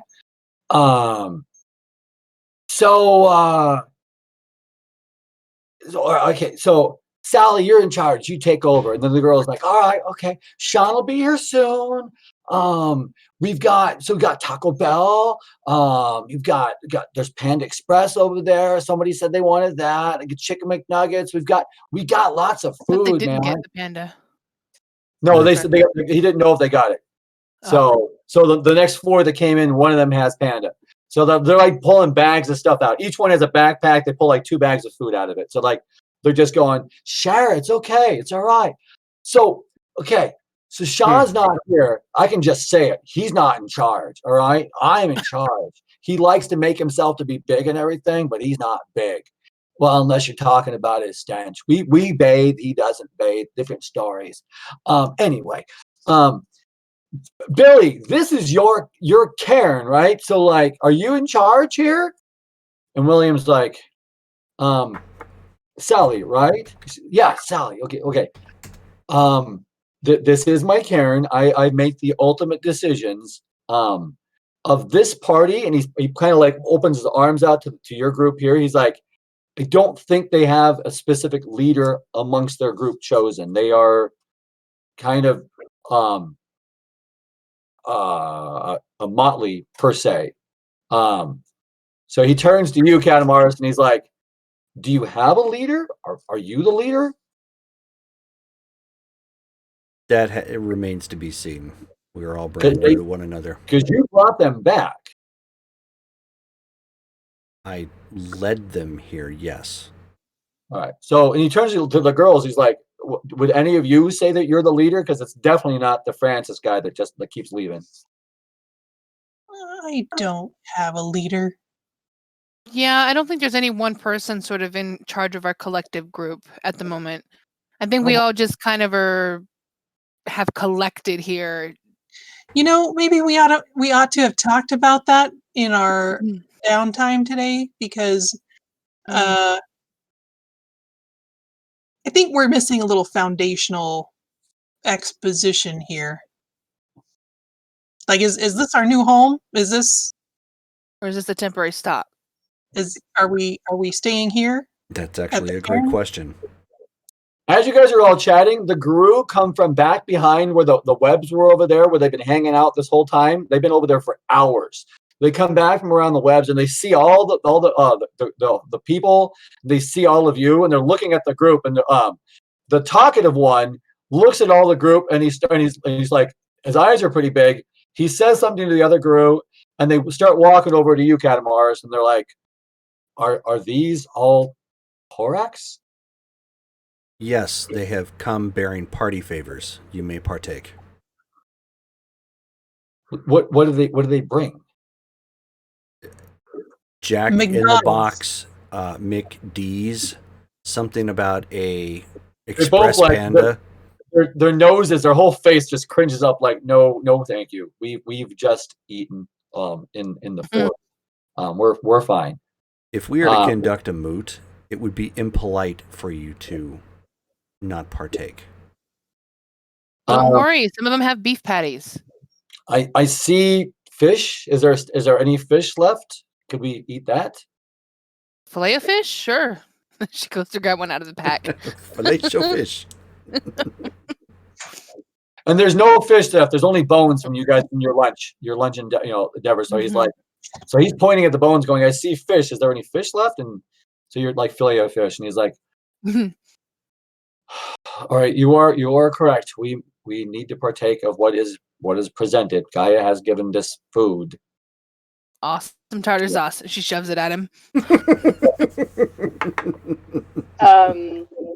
Montana's just gonna kind of look at the food and then just kind of go sit away from it, and then she's gonna go and sneak away. Now, would she be able to like drain the blood of some animals to? Oh, it's a forest. You can easily get out there. Yeah. Oh, okay. She's gonna go do that while everybody's chowing down. All right. So she sneaks off at one point. So Frances is gone. She's gone. It's getting close to like about 6 or 7 o'clock at this point. The sun is getting close to setting at this point. So you're off hunting, and you notice where the sun is in the sky. Sean has arrived with 2 more. So there's a total of 4, 5, 6, 7, 8, 9, 10 Korax all together, including Sean. And they also bring some more takeout from fast food as well. So they bring one guy brings a whole backpack full of Capri Sun juice packs. So he's like, "Got drinks." Oh, that I'm familiar with. Sean's like, "It's got a lot of sugar, though. You might not like it." So I just tear open the packet and drink it. All right, here you go. You told them they can buy merchant bought stuff. That's exactly what they did. Yeah. All right. I've so also indicated I'm familiar down, with this. Montana. It's getting close to dusk. Okay, I'm gonna go ahead and make my way back to pick up Yeva and walk to the spot. And so Yeva, you're waiting for her to get back because that's what she said. At dusk is when you're supposed to leave. So when she gets back, you make eye contact and you guys leave. Frances is still not around. Your Korax kind of visiting with everybody at this point, kind of party mode, just visiting and eating. Sean just says, "So, all right, when everybody gets back, we should start the fire like when the sun sets, and then we can do the moot, and we can talk about renown and all that from there. And we can go from there, okay?" Maybe start the fire a little before the sun sets. Oh yeah, it's not. I have that taken care of. All right, okay. Okay, so we got us, and so at this point, you guys are getting ready to leave. He's like, "Are you guys going to find your Francis friend? Because he's not here." Oh yeah, Francis. He'll turn up. Okay, so where are you guys going? We'll be right back. All right. Okay, so this is it for the moot then, right? No one else is coming, just Francis and you guys are coming back. So let's prepare, and we will. Katamars, if you can get the fire going, I actually have our version of a Galliard over here, and he can get the moot going once everyone's here and we are prepared and ready. All right. Very well. Okay, so you guys are just kind of visiting at that point. Yeva and Montana leave. You go to the designated spot. Okay. Yep. When you get there, there's nobody there. But you do hear on the platform above you, you hear movement up above you.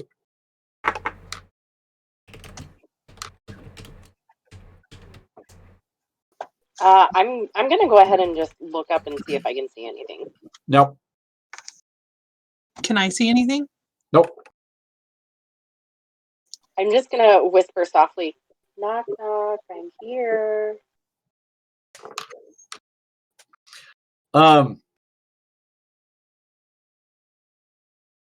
You say that, and what the platform appears to go right against the tree. It doesn't appear to have any kind of gap in there, but suddenly, like a face is sticking out of where the platform is meeting the tree. This like a very friendly face. Just he looks down and he's like, "Oh, hello. Let me come down and I will show you how to get up easily." And he's like, Heath, our guests are here. Gubergehe, if you can prepare the tea. Ladies, I will be right down. And then he like his whole body just what doesn't appear. It appears to be going through the platform, and then he comes down. Just quickly, just goes down. Looks like a squirrel going down. And then he gets off, brushes himself off. He's about 3.5 feet tall. Imagine, if you will, a jovial Tyrion, like Tyrion Lannister from the Game of Thrones. Are you just describing Warwick Davis, though? No. Yeah, about the same. But no, he looks. So, Hello. Willow, you idiot! So he's just like, sorry. Okay, I'm Terrence. It's so nice to meet you. He goes out to grab your hand and to kiss your hand. I'm gonna go ahead and like easily just like allow him to take my hand and kiss it. Okay. And oh, thank you very much. You're so kind. Oh well, thank you so much, my lady. And so and he turns to you. Yeva does the exact same thing. Goes to grab your hand to kiss your hand. Well, hello. So welcome. You are welcome to join us above. My friends are above right now. Heath, you've already met, and he's looking at both of you, and he's like, did you? Yes. He looks, and so you're shaking no, and he's like, you've already met Heath, right? Okay. I have. Gubergehe and Sharon are both above right now. So if you're ready, it's an easy, very easy climb. So he's like, would you rather me lead or go behind you, ladies? Maybe go ahead and lead. I'd be more comfortable to see how you manage. Okay, so he grabs it. He goes, clambers right back up. Again, the platform appears to go right against the tree. It looks like he's going through a solid object when he goes through the platform. I'm gonna look to you, but did you catch any of that? Like, More Harry Potter stuff, I guess. I'm just gonna go ahead and walk up and try and figure this out. So you go straight up and you go straight through? Yeah. Okay, you do. You pass right through it. It's like an illusion. You can pass directly through it. As I'm going up, if Yeva can see me, I'm gonna give her the thumbs up. Okay. So like half her body's through, and all you see is like her hand sticking down with this thumbs up. So she goes all the way through. Oh, I'm definitely gonna follow. Okay, both of you guys go in. You get into where the platform is. It's a nice little cabin inside here. It's very cozy. There's chairs. There's a table. The table will sit 6. There's a couple bunks on the side. There's a very nice door. There's windows. When you look out the windows, on the northern windows, you can see the ocean. When you look out the southern windows, you can see the desert.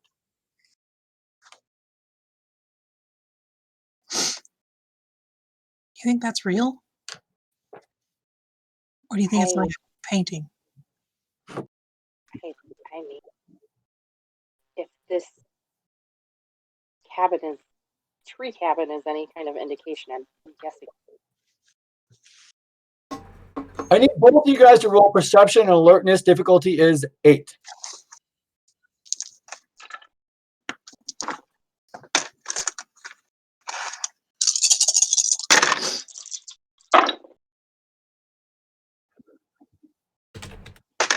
Three. 3. 3. Nice. You both realize it. From below, remember that the platform itself on the tree was 9 feet wide, and that the branches went out about 15 feet. You're inside this cabin. The cabin itself, looking at that platform, because it went all around the tree at 15 feet, you'd think that it'd be like a 30-foot diameter with inside this cabin. But when you're inside the cabin's bigger inside.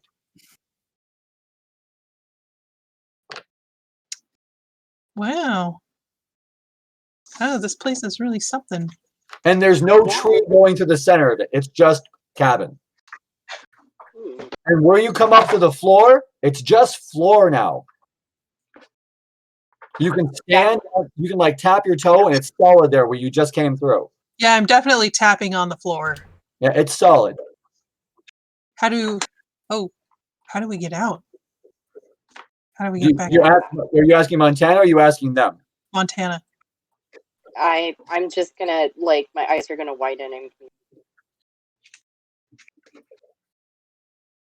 Terrence comes back and he has a glass of tea iced tea for both of you, and he's handing it to both of you. He's like, iced tea, freshly squeezed lemon, for both of you. I put sugar in there already, sweetened tea. That's if that's all right. Thank you. I'm just I have dietary restrictions, just so you're aware. So I'm gonna hang on to this, but thank you so much. I'm gonna smell it and like pretend to sip it, but like not actually get any in my mouth. Okay. What do you need? You know what? I actually just ate and drank before I got here. But I don't partake of food. Oh, all right. Well, so he's like, I'll take the glass then. That's fine. If there's anything you need, let me know. But certainly, I'm so sorry. I don't mean to be rude. Oh, it's okay. It's okay. But do you like it? Do you like it? Is it not? It's not too sweet, is it? It's lovely. Thank you. Oh, excellent. Great. Okay. So he goes back. He takes the glass. He just pours it right back in the pitcher. He's like, so welcome to our little home away from home. It's nice to be here. I'm glad that you were able to come. So this is Gubergehe. This is Sharon, and then you have already met Heath, but you have not met any. So Heath again, extremely goth looking, longer hair, white face, black makeup, all black. Sharon is she looks like she's about 13 or 14. She's dressed kind of like Madonna from the 80s. She's got all those like bright colors and everything on her and everything. She's got like the teeny bopper hair and all that kind of stuff. Terrence looks like he just walked out of the movie Up. He's got his little suit on and everything, running around and all that. And Gubergehe looks like he just walked out of like the Middle East. He's actually wearing a full-on sari and everything. And he has his hair is about, 3 inches, but it's just kind of sticking out, kind of bushy the way it's sticking out. It's not curly at all, but it's just sticking out. Like he doesn't really care about his hair at all. Terrence is, I'm sorry, Heath and Sharon are sitting at the table whispering to each other. He gets up from the table and walks over to shake both of your hands.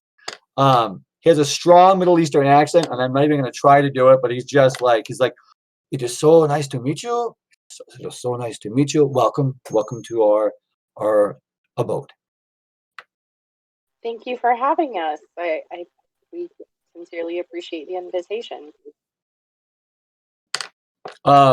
He looks behind both of you, like he's now looking right where you guys came through the center of the room right there. And he's like, and he turns back to Heath and he says, she was supposed to bring one other, correct? And he's shaking his head, yes. He's like, so who is the other guest trying to enter now? I didn't invite anyone else. Did But William come after all? That is not William. We do not know this one. do you think it's Is there it- was there was someone from our group that was very upset that he wasn't able to find Sharon. Sharon picks up her head. She's like, what? Hi, and I'm going to go up and I'm going to introduce myself really quickly. I'm Montana. I'm going to extend my hand. I believe you spoke with our friend Francis. I have no idea what you're talking about. Nope, no idea. Oh, okay. So what happened? Somebody named Sharon, kind of maybe was you, left an impression on Francis, and he's been desperately looking for Sharon. He has just combed the forest for hours and toiled so hard that I think that might be him trying to see if he can find Sharon here. Oh, well, He was very disappointed. that is super interesting. She's sipping her tea and she's looking at Heath. Her eyes are kind of big, like, and he's like kind of like waves his hand towards her. So she like jumps up, runs to the center of the to the center where you guys came up. Since you've walked away from that center floor, she runs towards there, and then she's turned and she stops, and she's like, look out the window, and she points out the window where you guys saw the ocean, where the ocean was flowing earlier. Totally not falling for that. And I'm just like, Hey, roll your willpower, difficulty 9. Oh, okay. Oh. Well, you're not here. You're not here, Gummy. That's just Jen and Montana, right? Oh, Yeva, Montana. Yeah. I thought we were sorry, all in the Jen. room. Sorry. So roll It's to like, look out the window. Oh my gosh. And she's so difficulty 9 willpower. yeah, I'm pretty sure I would do that anyway. Where's my willpower? Oh, Sophie's willpower is a little higher. Oh, yeah, I'm totally going to look up my watch. 2 successes. Okay. I have no successes. Okay. So you absolutely look out the window, see what's going on. Yeva, if you want to not look, you can overpower that reaction to not look. But like you said, you're a cat. You might do it anyway. I mean, part of me is like so curious to like what she's doing that maybe I wouldn't have like paid attention to what she said until after she had already said it. Okay. So she's like, look out there. I'm just gonna say that you're like, what? And then you're like, I'm not falling for that. Because it's pretty obvious. But then you're like, I wonder what is out there. And then you do a casual glance, just like a quick glance to see what's up. Yeah. And then when you glance back again, she's not there. Well, she's a slippery one. Where'd she? Oh, I missed it. yeah. She's probably going to see who this Francis fellow is. Does she do that a lot? Terrence is just like, she does what she wants to do. She's very helpful when she wants to be, and then she's a pain in the derriere when she doesn't want to be. But anyway, come sit at the table. Sharon will take care of your friend Francis, and we'll take care of you at this point. So come and sit. So there's 6 chairs at the table. So Heath has never gotten up. He sat at the table the whole time. So there's a chair next to him, and then there's 4 others. So Gubergay, he walks over and he pulls a chair out for any gestures for Montana to sit there. I'm going to go ahead and sit down and just nod to him and say, thank you very much. And Terrence does the same thing for you. He's pulling a chair out for you, saying here to sit here. Why, thank you. So they push you in and everything. Terrence is having a little bit of a problem with it because he's so small, but then they come around, they sit next to you. So they're like, so William has brought friends. Gubergay, he just says, I have traveled far to be here this evening for this encounter, this gathering that you are performing this evening. Oh, the moot? Moot. I don't know that word. Moot. The gathering. If that's a moot, yes. The story has led me here. Far. I'm here now because I have been led here. What story is this that you are referring to? He has a satchel on his side. He takes the satchel out, reaches in, and you don't have to roll for it. It's kind of like a Mary Poppins satchel. He's reaching inside there far deeper than he should be able to reach. And he pulls out a scroll, and it's a big scroll. It's got 2 rolls on it. He unrolls it, and he's like, no. And he pulls it together, opens it up again. He does this 2 or 3 times, and then finally he's like, here, and he's pointing at the scroll. The scroll is written completely in hieroglyphics. So you recognize it as Egyptian. That's all you recognize it as. You can recognize that there are people changing into animals. You can recognize there's a forest on there, and you can recognize what looks like a small person, a large person, and a grayish person is what you see on one group, and then you see the half man, half different animals, and all the animals are the way the Egyptians show them, as in human body, animal head. Okay, so you see wolf head, a spider head, a couple cat heads, a crow head, a rat. So you see represented all the different that you brought over. They're all in the scroll. So he's like, here, this, we were supposed to meet you here. Oh, this is very interesting. Where is this? I don't even have the words. Where do you come across a scroll with a story such as this? It's Arcadian magic. It is strong. It tells a story within itself. But it's not always correct if followed incorrectly. So if you follow the path incorrectly, the story can rewrite itself. If you follow the story correctly, it will follow along. So it's not predestined, but it guides at the same rate. It's like a GPS.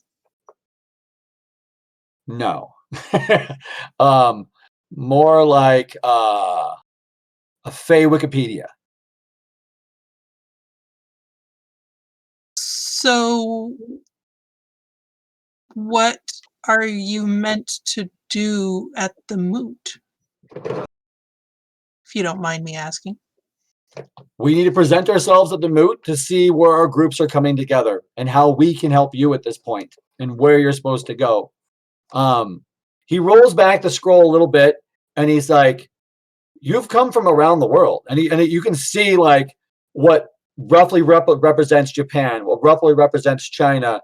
You can see United States roughly, and then you like all these, creatures in different areas. And so like you notice that like you remember Kagami came from China, so you can see where she's at. Where I'm sorry, Japan. So like you can see where Jen was at. So like each animal represents what part of the world they're from.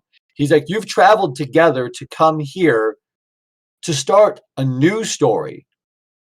And then he rolls the scroll forward and he's like, if we don't meet,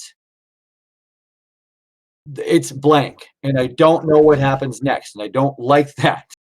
If we meet, and he rolls it back and then rolls it back out, he's like, you will be guided to your new place. You will be guided to your new place of expanding your consciousness. So us meeting says we move forward.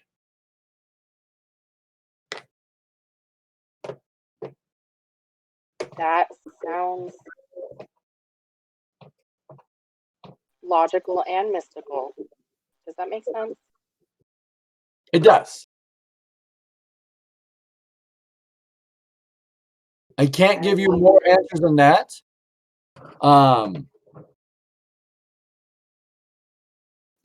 And all you need to do is just meet the group. We have abilities that you don't have. So we are supposed to meet with you and share ideas to see how we can help you and how you can help us so we can move forward and you can move forward.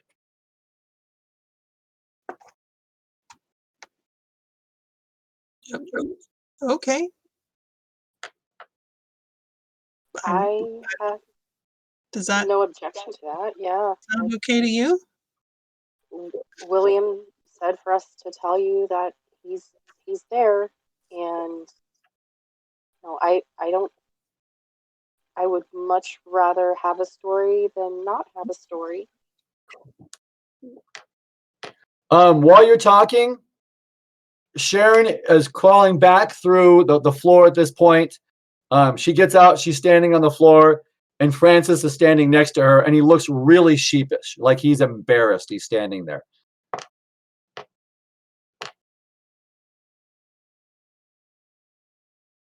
Hey, Francis. Hi. So Okay. now you've met Sharon. Sorry. Francis, Sharon's like, say it louder. He's like, sorry, I wasn't invited, but now I am.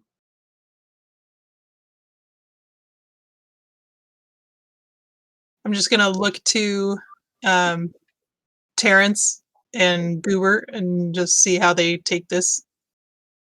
They're like, Francis, we don't have, you're not supposed to be here. We don't have the chairs. Goober Gay, he looks pretty upset, like concerned upset. He's like looking at a scroll going, no, no, you need to leave. You need to go. And Francis is like, she said I could come in. And she said, I said you could not come in, but you could come in. And he's like, I don't even understand what that means. And then as he's talking, the floor below him just, it now becomes transparent again, or not but like intangible, and he just falls through the floor. Talk about the mixed signals. And Sharon looks at the floor and she's like, but he was nice. Goober Gay, he's like, he's not supposed to be here. We'll meet him and he looks over at you at the moot, right? We'll see him at the moot. So yes, we can see him there. He can't be here or things. I don't know what's going to happen. He looks really worried and really concerned at this point. Terrence puts his hand on his shoulder and he's like, Goober, you need to calm down. He's not here anymore. We'll move forward so that we can go. Are we invited to come to your moot? It sounds like this is pretty important, so On behalf of myself, I invite you to the moot. When you say the words, I invite you to the moot, Heath has been kind of sitting there like this the whole time. When you say I invite you to the moot, he sits up and he has not smiled at all, but with actually kind of looks like a half grin on his face. He's like, Terrence is like, I thank you for the invitation. I thank you for inviting us to your moot. We will, when will it start? Shortly. So should we come with you, or do you need to prepare your friends that we are coming? Maybe give us a few minutes to let them know. How are we Yeah. supposed to, are we supposed to dress in any particular fashion for this moot? I'm just wearing this. Yeah, this Solid is all I rock. got. All right. So they're like, so we will meet you at the moot. And Gubernator is just like, we will select the time. We will meet at the appropriate time. Thank you for your invitation. So he just points to the center of the floor. He says, you're invited to leave. Thank you. Thank you for your hospitality. And I'll put the glass on the table. Technically, it's undrunk, but hopefully they haven't noticed. No, they saw you pretending, but maybe they noticed. But I'm not gonna say so. And I'll say it was a pleasure to meet you. We'll see you soon.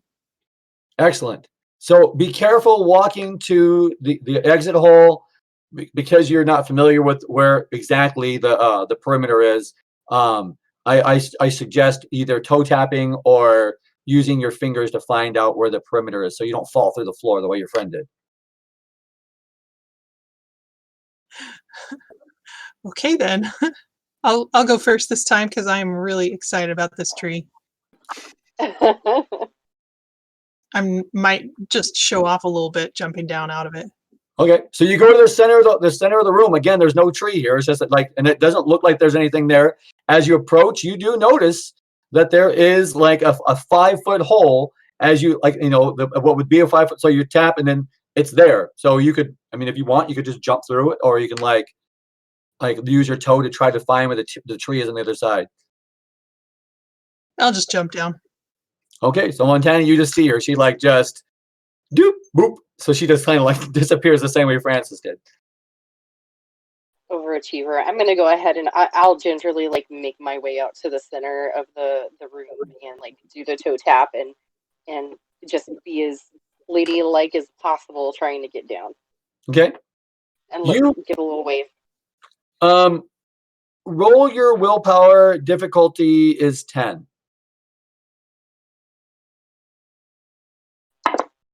Nothing. When you go through, you are tempted to put your hand back through the floor again. Do I do it? No, it's solid. Oh, no. Oh, okay. So like you go through, and after you get through, you're like, I wonder. Oh, never mind. So it's like it's solid when you tap it. Oh, okay. Oh, looks like they locked the door. This is so interesting. The very end. When but you came down first. You're on the ground. Francis is on the ground, and he's like rubbing his ankle, and he's cursing under his breath. He's just like, Hey, Francis. So, I thought I was the curious one here. sorry. You said you were going to go see Sharon, and I needed to find out what she was, and I still don't know what a puka is. I just know it's not a ratkin. Yeah, Katamaro said it's some kind of fae that shifts into an animal. I guess in her case, it's a rat. So she's a rat. What is fae? Like fairy, like magic. No. You're like little fairy butterfly wing fairies. Obviously not quite, but we invited them to the moot, so hopefully we'll get to know them a little bit better. How old do you think she was? She looked a little young for you, I'm not gonna lie. Yeah, I'm not gonna lie either. I'm not gonna be a pedo. But you know what? Odds are she probably was a lot older than she looked. I don't know. I'm not even gonna play around. I don't know. I'll find a rack in. I'll find a girl. Yeah, let's get back to the moot. Let's find out what's going on. All right, so you three of you guys, it's close enough. I mean, remember, it's about 30 yards away. That's all it is. You guys get back to the moot. At this point, Catamaris has got a fire going. You've cleared an area around it so that everybody can come around and sit around it. The Koraks start coming in. Sally is actually telling people.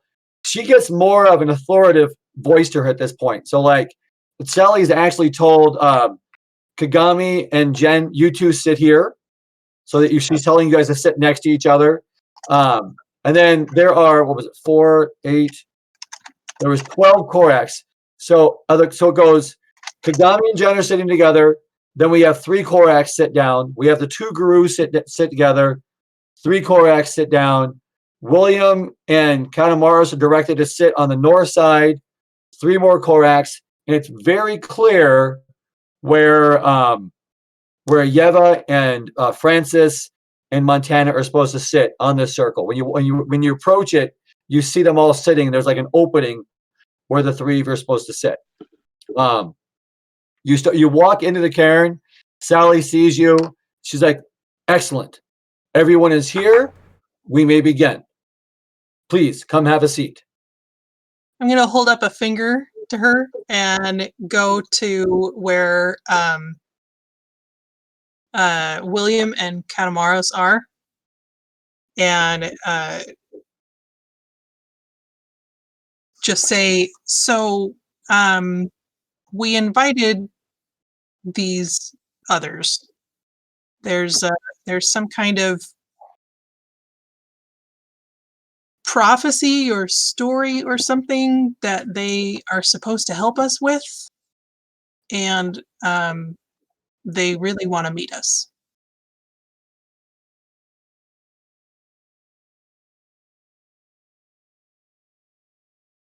Montana, did you sit down or did you go with Yeva? No, I would have just followed behind Yeva and just. I mean, she introduced the idea. I'm just gonna wait for a reaction. Yeah, I was hoping that you would follow. I'm going to look directly at William. Francis sits down in the open spot where you guys were invited to sit. William looks at you, then looks at you two ladies and just says, "Exactly what words did you use?" I said I invited them to the moot. It seemed pretty important to them. Yeah, it's very important that you invite them. They're not invited within the cairn. It's Oh, So they tricked you? is this I don't know. is this Tricking bad? the works. I don't Well, they know. didn't tell you. They omitted the fact that they probably knew that they weren't allowed. That is true. They didn't say anything about that. I have Is this going to be a problem? I don't know. I don't know what the magic that they can do. I don't know what they can do. They had this scroll that had all of our pictures on it, like Egyptian, and they said that their story crossed over with our story, and there was something that we needed to do together to help each other get to the next part of our story. The It was Koraks that looked all glazed earlier and that's been quiet up this point and hasn't said anything, he actually stands up and looks very lucid at this point and he just says, "They need to be here." And like every other person has spoken in that hippie stoner tone, and this guy just straight out, he just speaks with authority. He's like, they need to be here.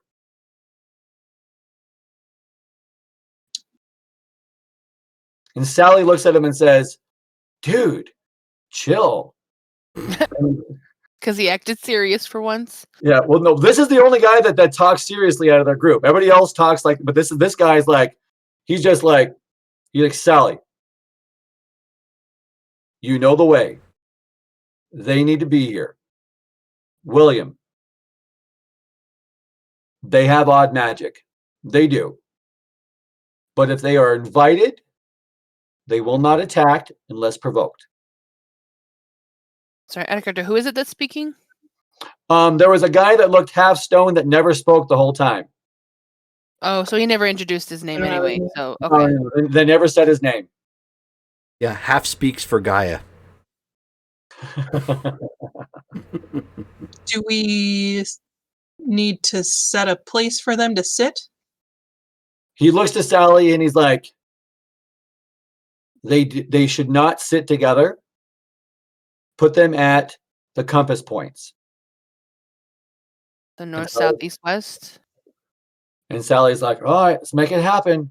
I would think we would probably want to do between Catamaris and William, put one there. Between the Guru, put one there.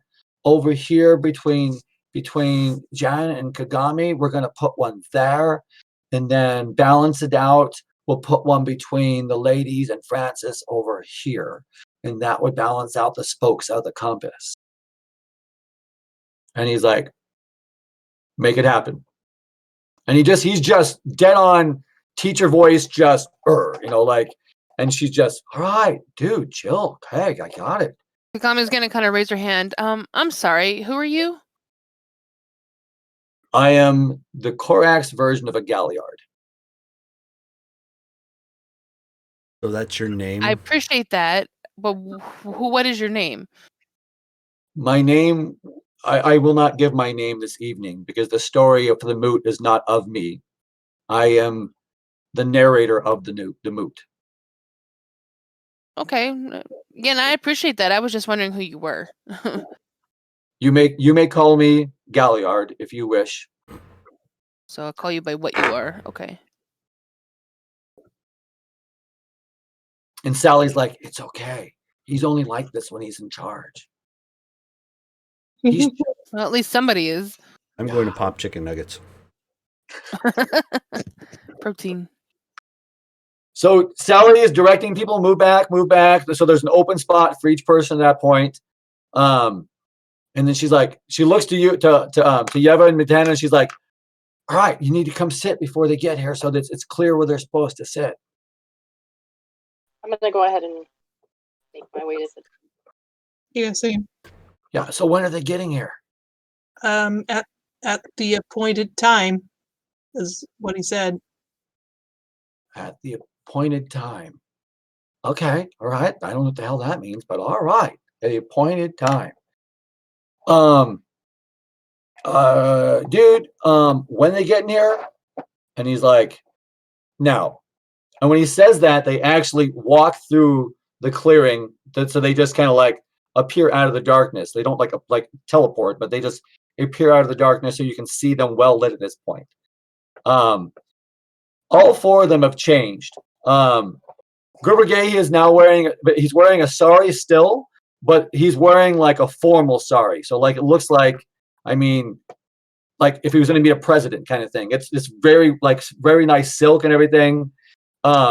Terrence is wearing the same suit, but it looks like an attempt to iron the suit has been made. It was really wrinkled before, but it looks like a lot of the wrinkles are out of it. Heath is wearing, it almost looks like acolyte gown, like it's a full-on black, almost like priest robes, but it's just solid black at this point. And his hair has been pulled out of his face, and it's pulled back kind of in a ponytail. Sharon looks like she's about to go to prom. She's wearing this hot pink number. It's like a little frou-frou out in the end. She's got a big old pink bow in her hair. She's got all kind of jellies on her wrists and everything. The gloves without the wrist. Everything's pink. It's all fluorescent, but it is all pink at this point. So they all walk in. The three guys are looking very serious, and Sharon looks like she's trying not to burst out laughing at any point. She's just, she's looking around the crowd. The Galliard stands up and says, welcome. You may choose where you sit. There are 4 empty spots for you to sit. Gubagehi speaks at that point, and he just says, thank you for inviting us to your moot. We are here to listen to your story and to share our story to see how we can help one another today. And so they come on through. They're all looking at each other. Sharon kind of like runs to sit right next to Francis. Like she hauls ass and sits right next to Francis. She wedges herself. And Francis was actually sitting next to Montana. There wasn't an open spot there for her. So she's like shoving her way in. So Montana and Yeva, you've got to move over so that Sharon can sit next between Montana and Francis at this point. Gubagehi walks around to the other side, sits down between the guru. Kagami's gonna like pat the seat next to her and just kind of grin. Terrence, come on. Terrence is walking over to the two of you, and he's like, "Thank you very much, my lady." And as you're patting the ground, he like goes to grab your hand. It looks like he wants to kiss your hand. Oh, she'll let him. All right, and then he goes over to Jen to do the same thing. Reaches for your hand to kiss your hand. Say it's okay. I will be hesitant, but just go with it since Kagami is telling me it's okay. All right, so he kisses your hand, and then he kind of bows to both of you, and then he sits down between the two of you. And then Heath walks all the way over, and he doesn't sit, he kneels between Catamaris and William over there. So everybody's seated. The Galliard stands up, and he starts to talk. He's like, "We are gathered here," and he starts talking about how William has watched over this cairn, but up until recently, it has fallen under the ways of the worm. But thankfully, this group that Gaia has sent has come to protect this cairn, and they are here to talk about and present their deeds to Gaia. He turns to his left, and he looks at William, and William he stands up and he's like, I guess I'll go first. And he just kind of basically gives a rundown of everything that you guys have done so far, that specifically that he did. And then he looks to you, Catamaris. Okay, well then I stand up. I take off my shirt with old and fresh scars that have peppered my body. All these have been gained in defense of Gaia, here and abroad.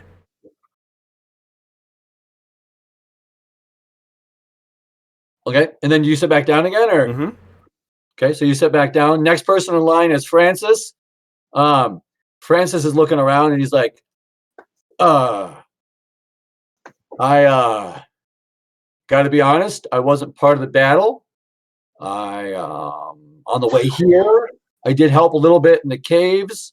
I'm more kind of observed what was going on. I was checked weaker points, what I thought were weaker points, but stayed away from the battle itself.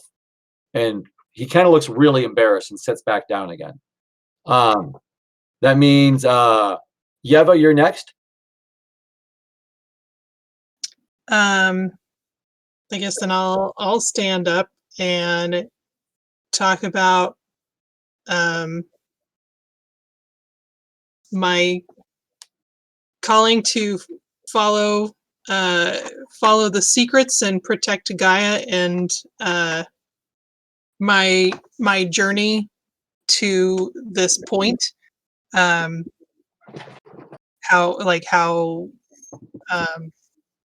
I left my kinfolk and followed this what's the word? Your dream quest. Yes, assignment, and immediately fought a group of Banes and took on one of them by myself, and helped protect the cairn.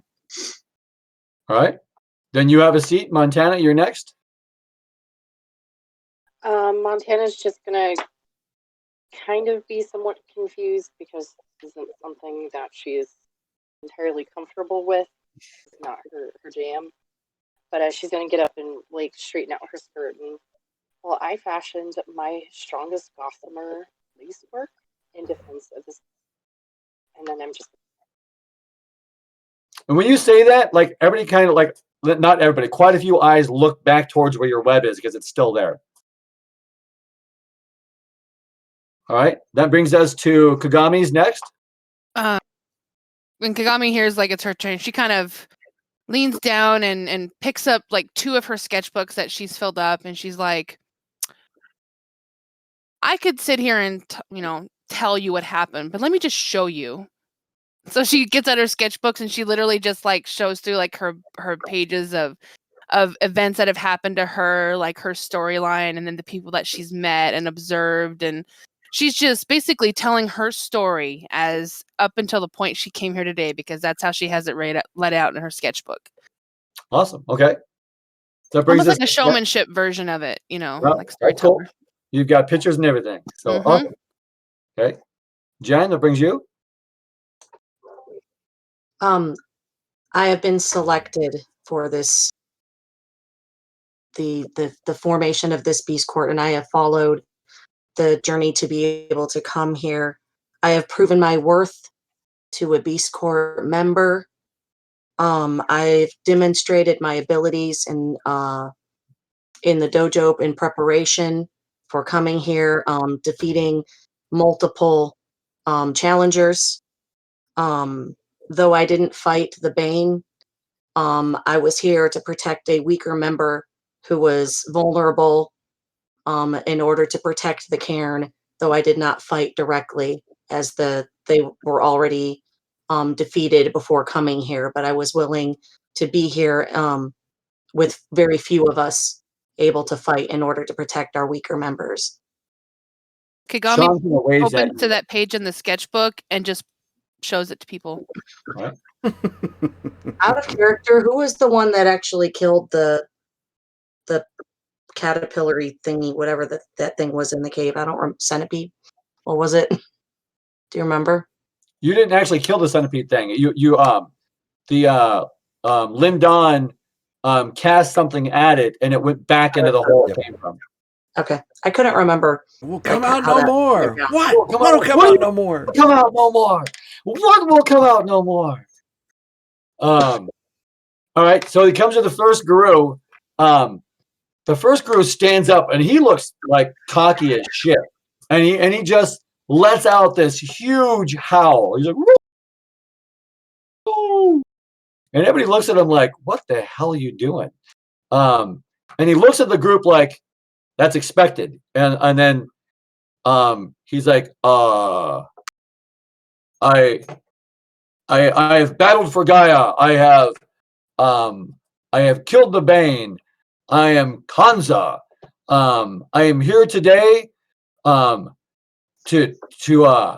because Gaia has led me here. I lost a member, my friend, in this battle, and I defended her until she could be no more. And he sits down and he's all proud of himself. The next guru stands up. He looks at everybody and kind of shakes his head and he says, Gaia brought us here today. Gaia brought me here today to defend the cairn. It is through these others that the cairn was protected today. Without these others, and he looks at his friend in the ground, he just says, my brother and I would have failed. And the other guru is like, and he gets all like, what? And he's like, you need to be silent. We succeeded today because of these others. These others brought Gloria to Gaia today. I was part of that battle, and I accept the glory from this battle, but I do not accept the honor because it was not. All right. I did not course, honorably it's accept the about help you, that was brought isn't to it? us. And then he sits down kind of kind of embarrassed when he sits back down again.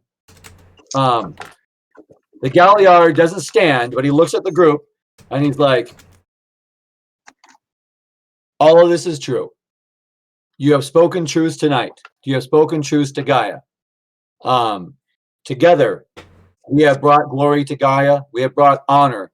We have brought ferocity. We have brought cunning. We have brought wisdom. And you all have been raised in the eyes of Gaia. As he's speaking, the totem is directly north of everything. The eyes on the totem start to glow green. So they've got like this unearthly glow to them.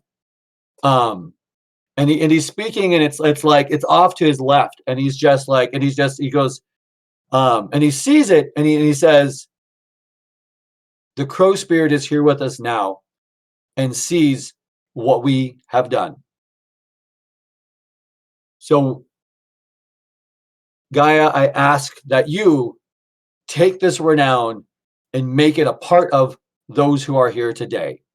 And you all feel like almost like an energy, like you're just like you've just taken an awesome nap. You know, you've just woken up from this fantastic nap. You just have this refreshed feeling to yourself.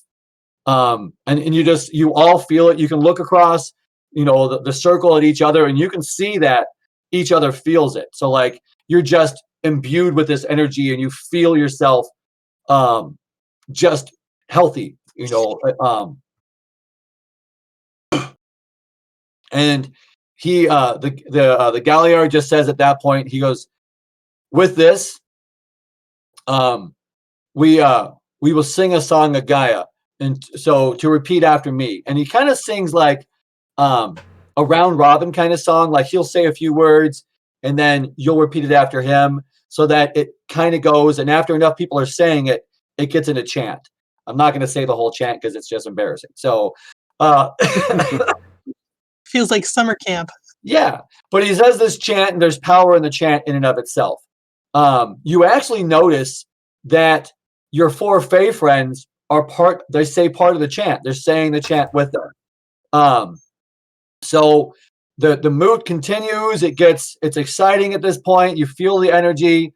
And then after about about a half an hour of excitement and talk and just going on, the Galliard at that point just turns to Gubergehe and says, now express why you were here. Gubergehe stands up and just says, this beast court that you speak of is in the scroll. You've come here to bring the beast court here. Is that correct?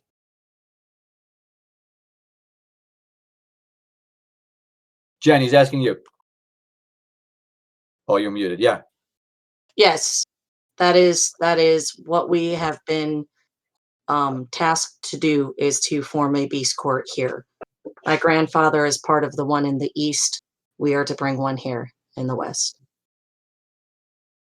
He looks to you, Catamaros, and he says, you are the one from outside of time. Is this correct? I'm not from outside of time. Don't know how to explain it. I don't understand how the scroll tracks your story, because you're there and then you're not there and then you appear again. That is because we left this plane.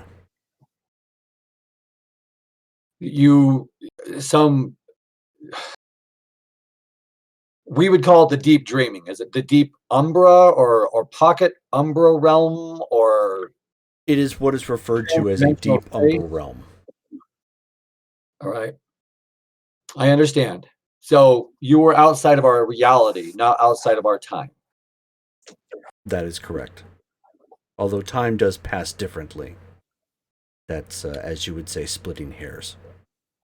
It makes a little more sense, because I have not been able to understand this writing for quite some time, but that gives some explanation to it. The path you took from the Western Ocean here, was that an umbral path? That is correct. So the next path you need to take is a Fey path. That way the worm cannot follow you where you need to train. And that is where we can help you.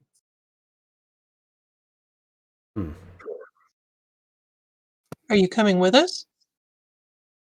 Yes. Or you, No, it's much easier to do Wayfair if I lead you. well, I mean, once we get there. I have been to where you are going. The others have not. I went there before I came here, so I have permission to travel there.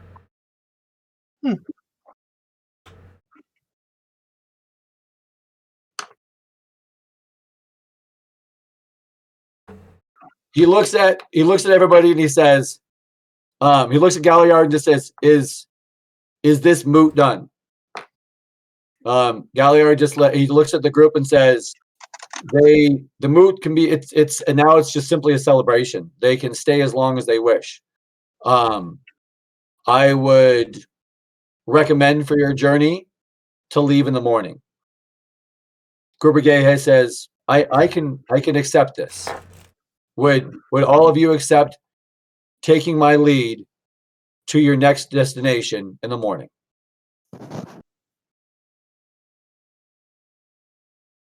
Yeah. Then he turns to Montana and Yeva and Francis, and he looks at them and he just says, "You know where our Motley's abode is. In the morning, after the sunrise, you may present yourselves, and you are invited to enter." Very well. And he says, to make this easier on this level of magic, if you would appease me, please. He points to each one of the party and he says, "Please stand." So she'll stand. Okay, so stand. So William and Francis are standing as well. And he said, and then, and he points to the Galliard and he says, I need you to sit, please. And Galliard's like, yes. And he sits back down again. And he points to his friends and the other three stand up. Oh, who'd we lose? Missy froze up. Oh, no. He points to we have to three wrap here friends. pretty quick anyway, so. Yep. She's back. And he says, "Please stand." And then the three of them stand as well. And he says, "Those who are standing are invited to enter in the morning. Those who are seated have not been given this express invitation." You see the three other Fae kind of stand a little straighter when he says that. It's as if they see something happening, but none of you see anything happening at this point. Everybody that's seated they don't like, all right. So, and he says, "With this, my friends and I will take leave. Discuss amongst yourselves if there's something that you need from me and my kind. We also need you to discuss amongst yourselves something that you can present to my kind, so that we are giving you travel, something that you can present to us as well. With that, we will take leave." So he motions, the other three walk around, come to him, and they just kind of blend right back out of the forest and go back into the darkness at that point. You guys are all still standing. Galliard just says, at this point, this simply can be a celebration. The moot as a ceremony has ended. The eyes on the Corax, the eyes on the crow have stopped glowing. And so, and then Sean's like, "All right, it's a party now." Another one of the guys is like, "All right, I brought some alcohol." So now they're taking out a couple of the guys that had backpacks that didn't bring food out. Now are actually bringing bottles. None of the bottles are labeled, by the way, but they all have bottles of something. And so the bottles are being passed around. People are now kind of like telling stories, just sharing things. So you're hearing a bunch of different stories from Corax about stuff that's been going around the country and just crazy little stories. You can participate however you want. So, but with that, I'd say let's wrap it up for the evening. So Okay, tomorrow cool. morning, which is next in 2 weeks, we shall take a travel with the Fae. Awesome. Yay. Yay. I know we ran a little bit late. Sorry about that, guys, but we wrapped all that up. I got a lot of characters introduced, and we went forward. So yay, we're going to the next plot. I'm so excited. Well, it was a lot of fun. I'm really, really tired, but that was a lot of fun. Great, I'm glad. Okay, guys. I was up at 6 a.m. to. Whew. And if you can let me know what I got renown wise, because I had to. Oh, the Yeah. my I XP. can tell you right this second. I mean, we can do it after the stream too. That's fine. So everybody else can bail out. Okay, real quick. Everybody got 2 honor for being part of a moot. Okay. Right. And then Kanamara's got 15 glory, Oh shit. 13 honor, Hang and on. 15 wisdom. Isn't that what we got before? Oh, Yeah, you're he doing his. wasn't He here for wasn't that. here. Right. So 15 glory. What honor? 13 honor, and then 2 added on top of that. So 15, 15. Actually, for you, it's 15, 15, and 15. Okay. So convert 10 temporary to a permanent for all of you guys. Because that's the first time we've received honor in our several months of playing. Alrighty, cool. Oh, I guess Let's save there. Just for clarification and make sure that I've got this right. So if I got 18 honor, that would be 1 filled in circle and 8 And then 8 boxes. temp. Yeah. Yes. So it's a 10-to-1 ratio. So for every 10 temp, you get 1 permanent. Yep. So if you have 18, you get 1 permanent plus 8 temp. Yeah, Rachel should be used to this Just Street making Fighter. sure. I'm so used to this version of it. Yes. I know this. This is how it works with Street Fighter. Yeah, but the difference is you only have glory and honor. Yeah. Cool. No cunning No cunning, Nope. no. or wisdom or whatever. Yep. No wisdom in Street Fighter. No, you're already lining yourself up to take like multiple hits and shocking damage. There's not a whole lot of wisdom to be found there. So for most of you, that was your first introduction to the changeling. Yeah. So I may be spending some time on Wikipedia tomorrow. Or fandompedia, whatever it's called. yeah, Slua. That's exactly what you guys. That's the Heath right there. I'd heard of a puka before, but not the World of Darkness puka. Yeah, the Slua is really cool. That's their basic thing. And then your boggans are kind of like your hobbits. That's Terrence is a boggans. And Red then caps can eat everything. He's an Ishu. He's an Ishu. Ishu. So they're wanderers and travelers. Cool. When you were asking if he was like, I just spaced on his name. I'm like the Willow dude. I spaced. Oh, Terrence. Yeah. Warwick Davis, yeah. Warwick Davis. There we go. But we were doing Harry Potter stuff, so I'm like, okay, so then not Willow. That would be Professor Flitwick. Yeah, there you go. Oh yeah, good point. But didn't he play multiple characters in Harry Potter? So he could have been like any of them. He was a goblin too. One Yeah. other. Oh yeah, that's right. He was a goblin in the bank. Yep. What was Terrence? Terrence is a boggans. He's a Okay. wee person. They like to help. They like to craft and help people. So we got to figure out something to give him. Okay. I was going to ask about that. I'm like, do we have any indication? Well, get them or do Or for would them. William know, like, what kind of a gift they would expect? You can chat with that. That'll be your conversation next time we get together. But that's something. So either something to do for them or something to give to them. Mm. I was thinking Kagami could do artwork of like. I was them. thinking she could make him some artwork too. The same I page don't want to link. volunteer her for something. Well, I'm going to go Oh, ahead and she's end the already there. stream here since we're just kind of BSing and whatnot. So thanks to All right. everybody for watching, for the follows Thanks for and the watching. subscriptions and whatnot. Thanks, So, guys. and we'll be playing again this coming Wednesday. We'll be doing Mass Effect. So stay Mass tuned. Should be a lot of fun. Thank you all, and good night. Good night. End stream.